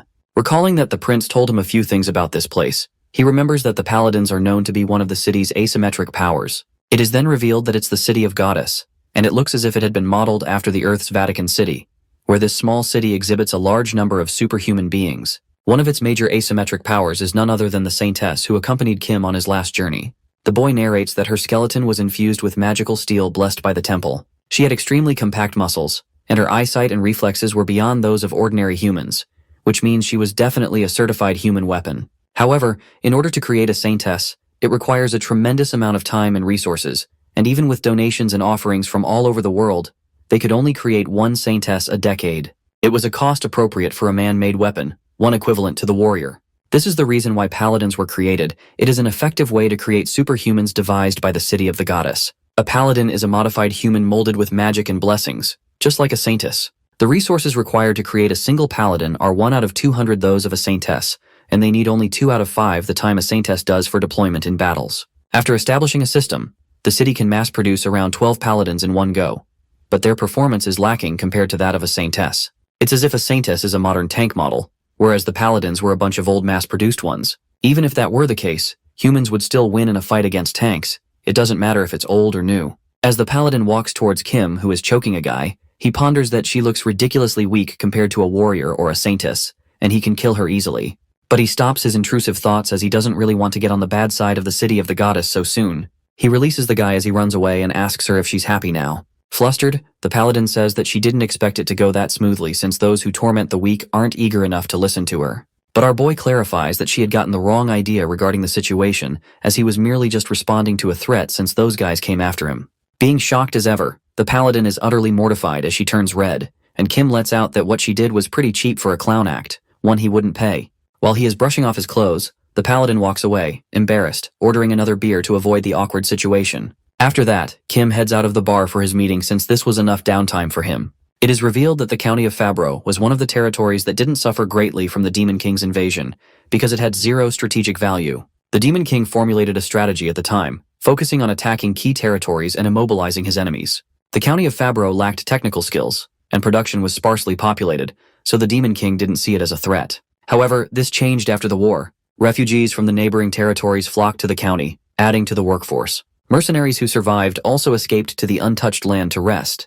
With skyrocketing demand, the economy flourished with new restaurants and lodgings, and this city entered the first period of prosperity. But not every change is positive, as the county adopted this peculiar class system due to the sudden rise in the amount of outsiders. The lowest rank were the refugees who fled with nothing but clothes on their backs, and the middle class was composed of original refugees of Fabro. The top was occupied by the mercenaries, who are the biggest problem right now. They roam on the streets of Fabro as the ruling class because they know they are the reason for the economic growth. They solved every problem with force or money, and there weren't any authorities who should have stopped them.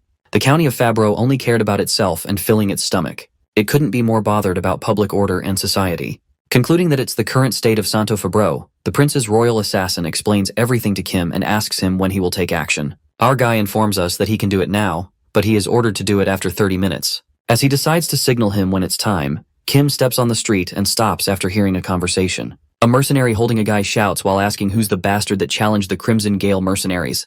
The guy turns out to be the one Kim released earlier in the bar. As he inspects the situation and decides to move up his plan, the mercenary who seems to be screaming reckons that he hates dealing with nuisances like these. But if he doesn't deal with the situation, his men will look down on him. He speculates that only one man managed to survive in a 4-to-1 fight, which means that whoever it is dangerously strong. The mercenary seems to be scared and ponders that the bastard won't show up if they scare him with their numbers. He decides to boost his men's morale by declaring him a coward and finishing it with drinks. Taking a deep breath, he starts yelling with his swaggering bravado, but he is interrupted when a drunk guy shows up and tells him to shut his mouth. The drunk guy mutters that it's Santo Fabro, their city, and this isn't a place for an outsider like him to be striding around. While the drunkard scares the life out of him for a second, the mercenary comes up with a plan to finish off this drama with his fool and back away. He orders his men to teach him a lesson. Obeying the orders of their boss, they decide to make sure that the drunk bastard won't use his big mouth ever again. Unexpectedly, an arrow is shot straight at the guy's chest as he collapses, and the mercenary freaks out, yelling that he never ordered them to kill him. Abruptly, they hear the residents talking against the mercenaries that killed a man, and they can't let thugs like them roam around in their streets anymore. The voices keep reverberating as they demand to return their city from these mercenaries. Baffled, the mercenary realizes that they just got doomed while the drunk guy shot by the arrow smirks like a monster as he turns out to be Kim. We are taken to Kim's flashback, where it is revealed that Prince Edward, the rightful heir of the great kingdom of Cantine, has assessed Count Fabreau. The prince curses Count Fabreau, calling him a hopeless son of a bitch, and elucidates how Fabreau used to be one of the most renowned counties up until his grandfather's reign.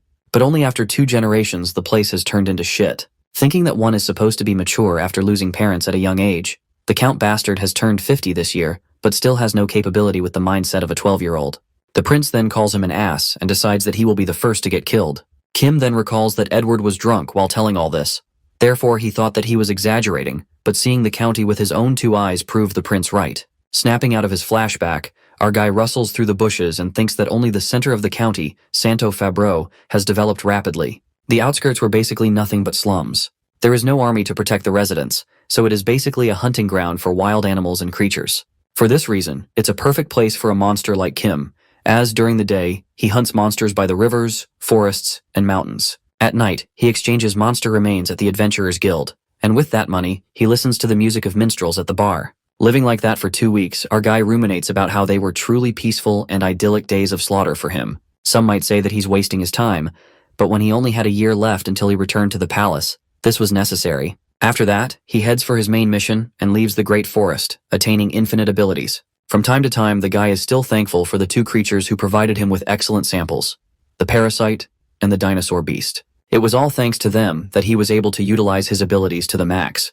Unlikely, when he ate the dragon and the troll, he was completely unaware of what he could do or couldn't, since he had obtained many abilities in a short period of time. So, to analyze the provided samples, he tested his abilities in the wild for 2 weeks to see what he can do with his skills. Earlier, after leaving the bar, Kim heads to the promised meeting spot where he meets with the prince's agent, the royal assassin who reports to him the prince's plan. After processing the information, Kim realizes that the prince plans to completely replace the lords. He ponders that when there's chaos after the lords change, monsters will become more powerful, which is good news for him. The assassin asks him when he's going to take action, and he finds this wide riot city a piece of cake to assassinate. That's how the assassin shoots the arrow aiming at the drunk man, who is actually Kim himself. Just as evil as he is, Kim seems to know that cooperation from the majority is needed to stir things up. And with a large number of people with him, he just needs to change his vocals. Lying like a dead man, the guy first changes his voice to that of the saintess to imitate a young woman and screams at the top of his lungs, uttering that the mercenaries killed a man and they will take over the Santo Fabreau. Secondly, he changes his voice to that of a middle-aged man who saw something he shouldn't have back on Earth and says they can't let thugs like these roam around anymore. Thirdly, he changes his voice of the young LAPD investigator who chased him down like a dog.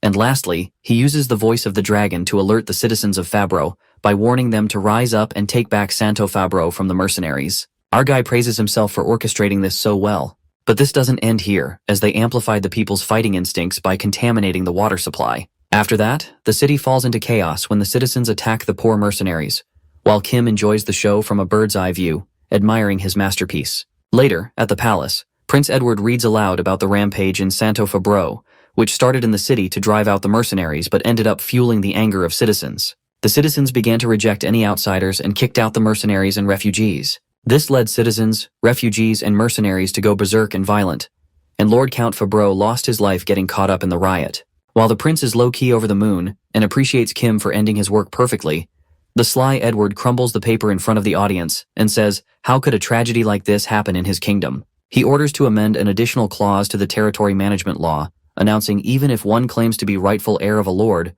they will be stripped of their territory if the Pope of the Temple and the king sees them unfit. He then announces that the number of mercenaries staying in the territory for more than a month must be less than half of the soldiers stationed there. With that, he smirks as everything is going according to his plan. On the other hand, Kim enjoys the sight of the city burning as he thinks the more dead, the less there are to remember him, just like on Earth. At that moment, the assassin appears behind him, and our boy asks him if he's done with his work. Getting done with his mission, the assassin still needs to figure out Kim's next destination, but our guy seems to know already as he informs the agent that it's Cavaloves, the territory with recent griffin sightings. It is then narrated that a griffin is a creature that's a combination of a lion and an eagle, which he found information about on the treasure map, adding that creatures like that are his favorite. After that, the assassin leaves, wishing Sir Kim safe travels, and our guy decides to go on his way. Suddenly, he gets startled when he witnesses the assassin still standing there, but it emerges to be the paladin girl. It is revealed to us that griffins are high-level monsters with the head and front legs of an eagle and the hind legs of a lion. Looking at these beasts, he finds the world magnificent yet imperfect.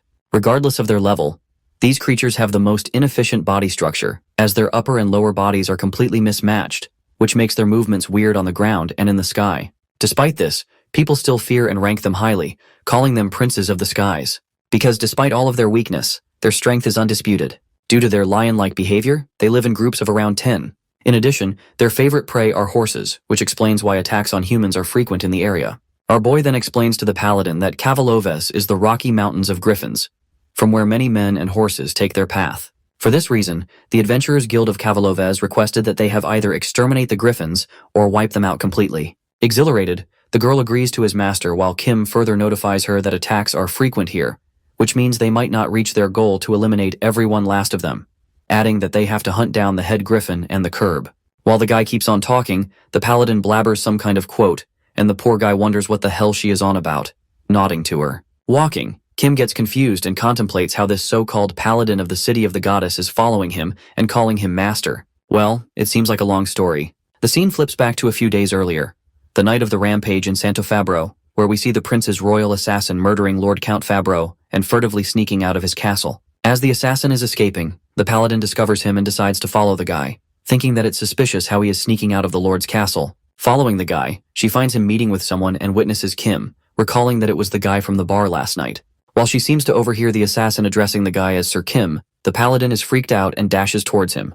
The girl calls him out, and Sir Kim turns back to find the paladin he met earlier. Thinking that he should immediately get rid of her and destroy all the evidence, the boy stops when the girl excitedly flatters him as she guesses that it's the same Sir Kim who went on the journey with the warrior party, the Night of All Nights, and the living legend. Meanwhile, the paladin is obsessed with our guy as she gazes at him with sparkly eyes, and Kim reckons that it'd be best if he moves on quietly. Taking out his royal badge, the knight, being the nicest man ever, tells her that he's Sir Kim and that he's currently on a mission, requesting that she keep it a secret that he was here. The paladin agrees to him, but not so easily when she promises not to spill anything to a single soul, only if he takes her in as his disciple. Putting him in a spot, Kim remembers that paladins are the city's asymmetric power, and they are tracked by magic at all times to reduce the waste of military strength.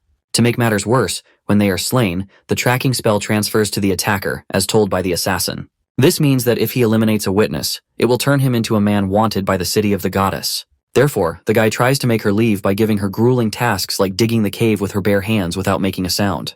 In the meantime, the paladin effortlessly completes her task while Kim is pissed at how stubborn she is, letting out a sigh. Later, as they settle in the cave dug by the paladin, our boy tells her about the griffin's nature to bring back food to their nest, and for that reason, they will have to fight them on the Rocky Mountains. As the girl admires her master and thinks he's too wise, Kim lets out that they will have the upper hand while waiting in an ambush instead of chasing after them. Likewise, our guy ruminates how he underestimated the paladin's physical power, given that she dug a cave of this size with her bare hands. At that moment, the girl spots the griffin gliding to its nest carrying horse meat and guarded by many others griffins. When she asks the master what they should do, the guy instructs her to go first. She assumes that he's testing her skills and gladly accepts his command. Looking nervous, the paladin jumps off the cave with her sword to fight off the griffin. However, the beast grabs her face with its face while she warns the ugly bastard to let go of her. While Kim witnesses her and shakes his head in disappointment, the paladin finally comes back to the cave and happily informs her master that she's completed the test as the blood drips from her sword. Looking so done with her, our guy goes on about how her skills were a real crap show. Speaking from his judgments, he further interprets his remarks about her skills and lets out that she kept on losing her grip on the sword, thinking it would break, which made her swings weak. Moreover, she habitually checked the state of her sword after her attacks, resulting in slowing her judgments. And since all of her attention is on the sword, her magic is slow and inaccurate. Hearing such things about her skills, the paladin starts sobbing as she is reminded that these are all the same critiques she got from her sergeant back in the city. Now, she is getting a reality check again from the master she admired, and it's devastating for her. Kim then suggests the girl to throw away the sword, and affirms that it will serve her better. As soon as she hears this, with a crestfallen face, the paladin thinks to herself if she's really that useless, unfit to be a knight. That's when the boy makes himself loud and clear and commands her to throw away the sword. The paladin obeys his command and gets worried, pondering whether, by throwing her sword, he is suggesting that she use her bare fists instead of a sword. After that, Kim rises and alerts her about another pack of griffins on the opposite ridge, commanding her to follow him to demonstrate his fight skills. Just like that, this fella effortlessly grabs the griffin with his bare hands, making the paladin's jaw drop. While Kim kills the griffin with his bare hands without any weapon, the paladin girl remains shocked, wondering what kind of fighting style this is. The boy presumes nothing special about a paladin's fighting skills. This girl uses a sword as her main weapon, but her swordsmanship isn't like that of a warrior. She uses light magic along with her sword, but she doesn't have the firepower and technique of the prince. Her physical capability is exceptional due to her body's modifications. Yet again, it's lacking compared to that of the saintess. In general, the paladin possesses the characteristics of the warrior party, but she did not make any of these characteristics her strength. Like the griffin, which has the characteristics of both an eagle and a lion, when combined, they are entirely useless. Although this girl could be unstoppable against an army of humans, she might have died a long time before reaching the castle if she were on a quest with the warrior. But that is the reason why she's teaching worthy, a student Kim took in unknowingly. However, seeing her fight earlier changed his mind, and now he's actually interested in teaching her. Because the paladin Lionhand's pure creed is the same type of monster as him. Meanwhile, Kim witnesses over 10 griffins flying towards him and decides to fight them all at once since it will be easier to provoke them. He rummages through his coat and finds a small pouch which is supposed to be a magic pouch, created by a high-level spatial sorcerer from the kingdom of Grand Contine. It looks small from the outside, but it has tremendous capacity on the inside. Its owner can store and remove their belongings at will. He pulls out a piece of horse meat that he swiped from the griffin the girl slayed, knowing that griffins love horse meat. Luring the horse meat in front of them, the griffins begin to slobber at the tantalizing meat, and they lean towards them. The boy narrates that there's a Chinese martial art known as Xiangxing Quan that imitates the forms and movements of animals. Kim had the chance to learn it once when he was in China. He thought this might make him even stronger since he shifts into different animals, but he quit not long after. Even if he could imitate other animals, martial arts require him to use his human form. As someone who actually uses animal body parts, this did not help him. He found it the most useless time of his life because it was developed for the efficient use of limited power. As someone with unlimited power, it's nothing but a shackle to him. His fighting style requires no such techniques as he simply destroys his enemies with sheer power. As the griffin approaches him, he holds it by its beak, which pieces through his troll's hand. But it doesn't affect him at all as he regenerates it in the blink of an eye, uttering that the griffin should be honored to be the first large creature for his experiments. He then forcefully smacks the griffin as it crashes down while splattering blood everywhere. It occurs that the demons he ate in Stuckfit not only consisted of fish people but also synthetic creatures that were arthropods. For that reason, the front claw of the mantis shrimp is now compatible with his body. An arthropod can punch with a force 2,500 times more than its body weight, having the power to kill the giant of monsters. Smiling creepily, he then wonders what he should experiment with next. Thinking about a horned lizard's ability to shoot blood with its eyes, he combines it with blowfish. The girl witnesses the fight that is totally brutal with no technique or flair required, just pure violence, which is completely different from a paladin's way of fighting. Seeing Kim fight so ruthlessly makes her heart race, and she feels like all those years of training in the city of Demeter were pointless. She realizes that Kim has the strength to tear metal apart with his bare hand, so he doesn't need to follow the fundamental principles of martial arts. He doesn't have to dodge when he has super regenerative abilities, and if the enemy has a strong defense, then he can just crush its body with its useless defensive skills. This makes her wonder if she could fight like him, throw away the sword that seems to be weakening her, and follow her instincts to use her full potential from within. But then she snaps out of it and reminds herself that she's a paladin, a faithful servant of the goddess and the representative of her holy city. As a knight and a paladin, this guy cannot allow his impulse to get the better of her. In the meantime, Kim walks to her after finishing his task and asks her if she enjoyed the show. The girl flinches as he asks her thoughts about this. Reluctantly, she doesn't reply right away, and our guy notices that she's holding back, telling her that she doesn't have to answer him right away. Calling him master, she guesses that he's talking about the quote of himself. 3 days later, after wiping out all the griffins in the location mentioned on the map, they both decide to climb down, and we notice the girl's heartbeat rising with veins popping out of her hands. It seems to be the adventure guild of Santo Cavalovas, where we see a rank C adventurer, Jack, written on his identification card, who turns out to be Kim.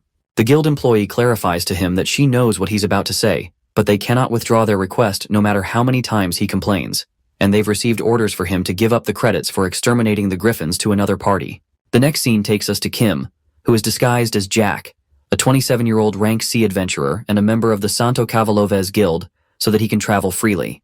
At the guild counter, our guy confirms what he just heard about letting someone else take the credit for exterminating the griffins and wonders how this is possible. The woman tells him it's an order, which makes Kim curious, so he asks her about the guy who ordered her. But the woman refuses to tell him anything further and makes it clear that she's not allowed to tell him that. He then concludes that there's some bastard here at Santo Cavalovas' Adventurers Guild who steals the hard work of adventurers, adding that the guild employee is an accomplice. Threatening the guild employee, the boy lets out that it would be amusing if this news about the guild spread into other regions, clearing that he won't be the one to spread it, but his tongue kinda loosens up after drinking a bit. Listening to this, the employee gets pissed and glares at him, putting him into place. The woman wonders how a low-ranked adventurer like him dares to threaten the guildmaster, who's supposed to be a great and powerful man, and there's no way he would meet a mere C-ranked adventurer like Kim himself. Realizing that it's the guildmaster who ordered her, Kim tells the girl that he had no intention of seeing him and grabs her wrist, which makes her think that he's flirting. While the woman clarifies that she has a fiancé, abruptly, she hears the sound of bones cracking and screams as our brutal guy crushes her hand. The scene then switches to Julio Aventuras, a legendary adventurer who is the only one to reach rank SSS and is also the guildmaster of the Cavaloves Guild. 25 years ago, this man was a member of the Warrior Party, which at that time produced many heroic tales and succeeded in bringing down the Demon King. They were each granted a wish, just like what was granted to a monster and a villain. After he returned from his quest and became a guildmaster, he brought overwhelming influence and authority as he elevated the status of his 20-year-long occupation. Everything was made possible due to his power, which was granted to him, and that was the political power. Thanks to the enormous influence of the Adventurers Guild, Julio was able to construct this narrative. However, there was no adventurer in the warrior party this time because the king took measures before Julio could get his hands on the kingdom. This resulted in the second prince becoming the hero, and now people praise the symbol of the crown instead of the symbol of freedom. He was pressured with the thought of creating a hero from the Adventurers Guild before it was too late, to increase the status of adventurers. Like a promising adventurer like his son, Jorge Aventuras, who is arguing with his father about not taking credit of someone else's work, because even if he became a hero, it would be meaningless. His father tells him to be wise and lets him know that he's not doing it out of love. He wants to make a hero. He reminds him that he's the son of the adventurer who helped the warrior slay the Demon King 25 years ago. The father adds that he needs this story to add to his extraordinary background because the future of all adventurers depends on whether he becomes one. As they are talking, they hear a scream, and Jorge immediately runs after hearing the voice of her fiancé, only to see her lying on the floor with a broken wrist. Hopping mad, Jorge fiercely strikes the sword towards him, but our guy grabs his weapon and chokes him. Holding the broken sword in another hand, the boy ferociously slashes the sword that pierces through his head. Traumatized by the sight, Julio witnesses his son getting killed so brutally and screams. Without flinching, Kim asks him if he's the guildmaster and introduces himself as Jack, the rank adventurer. Grasping his sword, the adventurer recognizes him and apologizes for trying to take credit for his work, while Kim turns around and leaves after hearing the apology. Appalled to see Kim's cold attitude, Julio lets out that he beat up his guild members, crushed the arm of his daughter-in-law, and took his son's life. Our boy simply pointed towards the girl and said she wouldn't get the guildmaster, so he made her do it. The other guy attacked him, so he just defended himself, and lastly, his son tried to kill him, so he killed him first. With that, he decides to leave, and Julio, who seems to be bursting in anger, yells at him, asking if that's all he's got to say. He thinks that Kim is acting on someone else's command and asks his demands. But Kim clarifies that he has zero interests and doesn't even care that much about getting credit for his work. Once something is his, he cannot allow someone else to steal from him without his permission. And if he had let him know beforehand, things wouldn't have turned out like this. Just like that, Kim leaves after giving a callous justification, while Julio gets a reality check of his life. He realizes that he brought this upon himself and that everything he did was for himself, not for all adventurers. He regrets that his method of getting here was never right, and he forced others to make sacrifices for future generations. But it doesn't matter anymore because that bastard has already destroyed his family, and his future is stolen. That's when Julio decides to unite guilds like Kingbird Feathers, the Three Swords, the Youth of Verdeavel, and Cyclone Axe with the intention of ripping away Kim's future. The next scene takes us to the Paladin, who is lost in thoughts about her days of training in the city of the goddess. Breaking many swords at the training, the instructor was always on her case and concluded that she had physical abilities that were far superior to the others, but she failed to control.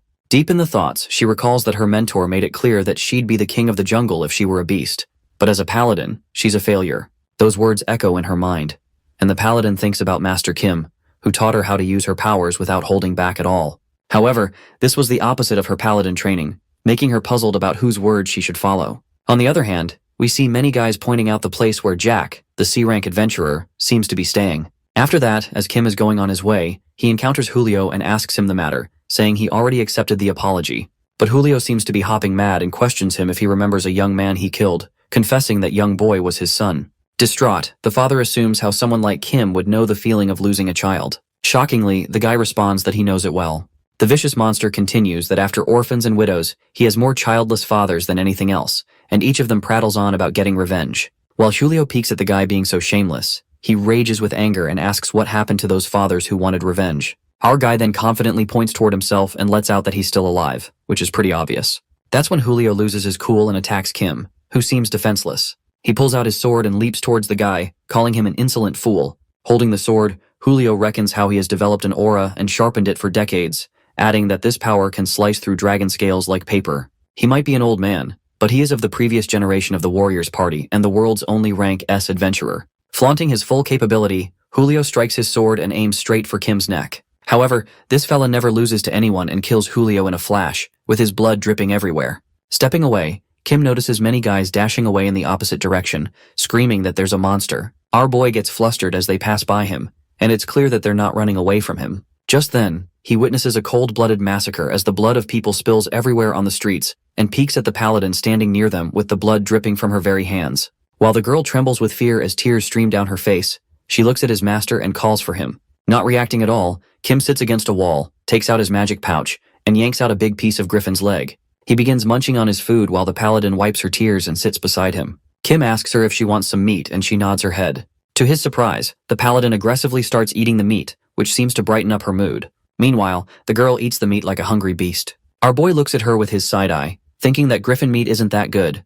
After all, it's a hybrid monster. After eating the food, the paladin confides in him that people believe that the goddess grants paladins their supernatural strength, but in reality, they are modified humans made from a simplified manufacturing process of the saintess. Thinking that it's no secret at all, Kim already seems to know this since the prince told him before. Shaking, the girl further discloses that paladins are also test subjects for experimenting with abilities for the next generation's saintess. She concludes that it might be the result of one of those experiments, showing her hand, which is swollen and looks similar to the troll's hand.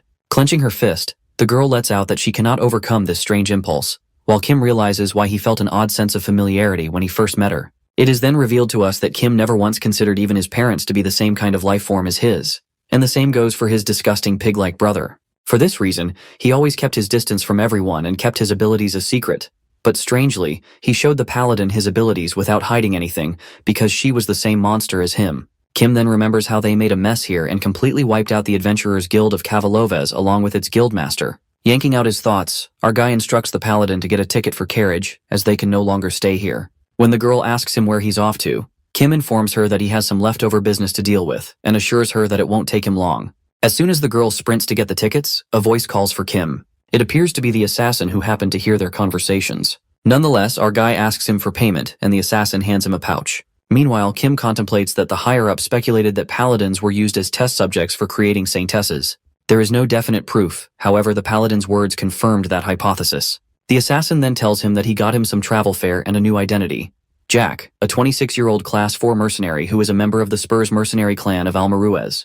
As the guy gets his next mission, the assassin asks him his next destination, to which Kim responds that he's heading to Santo Canargo. Leaving for his next mission as a mercenary, Kim ruminates about Santo Canargo, where he first encountered Prince Edward, and gets excited to unite with some old acquaintances as a secret guardian knight, referring to Old Man Baron.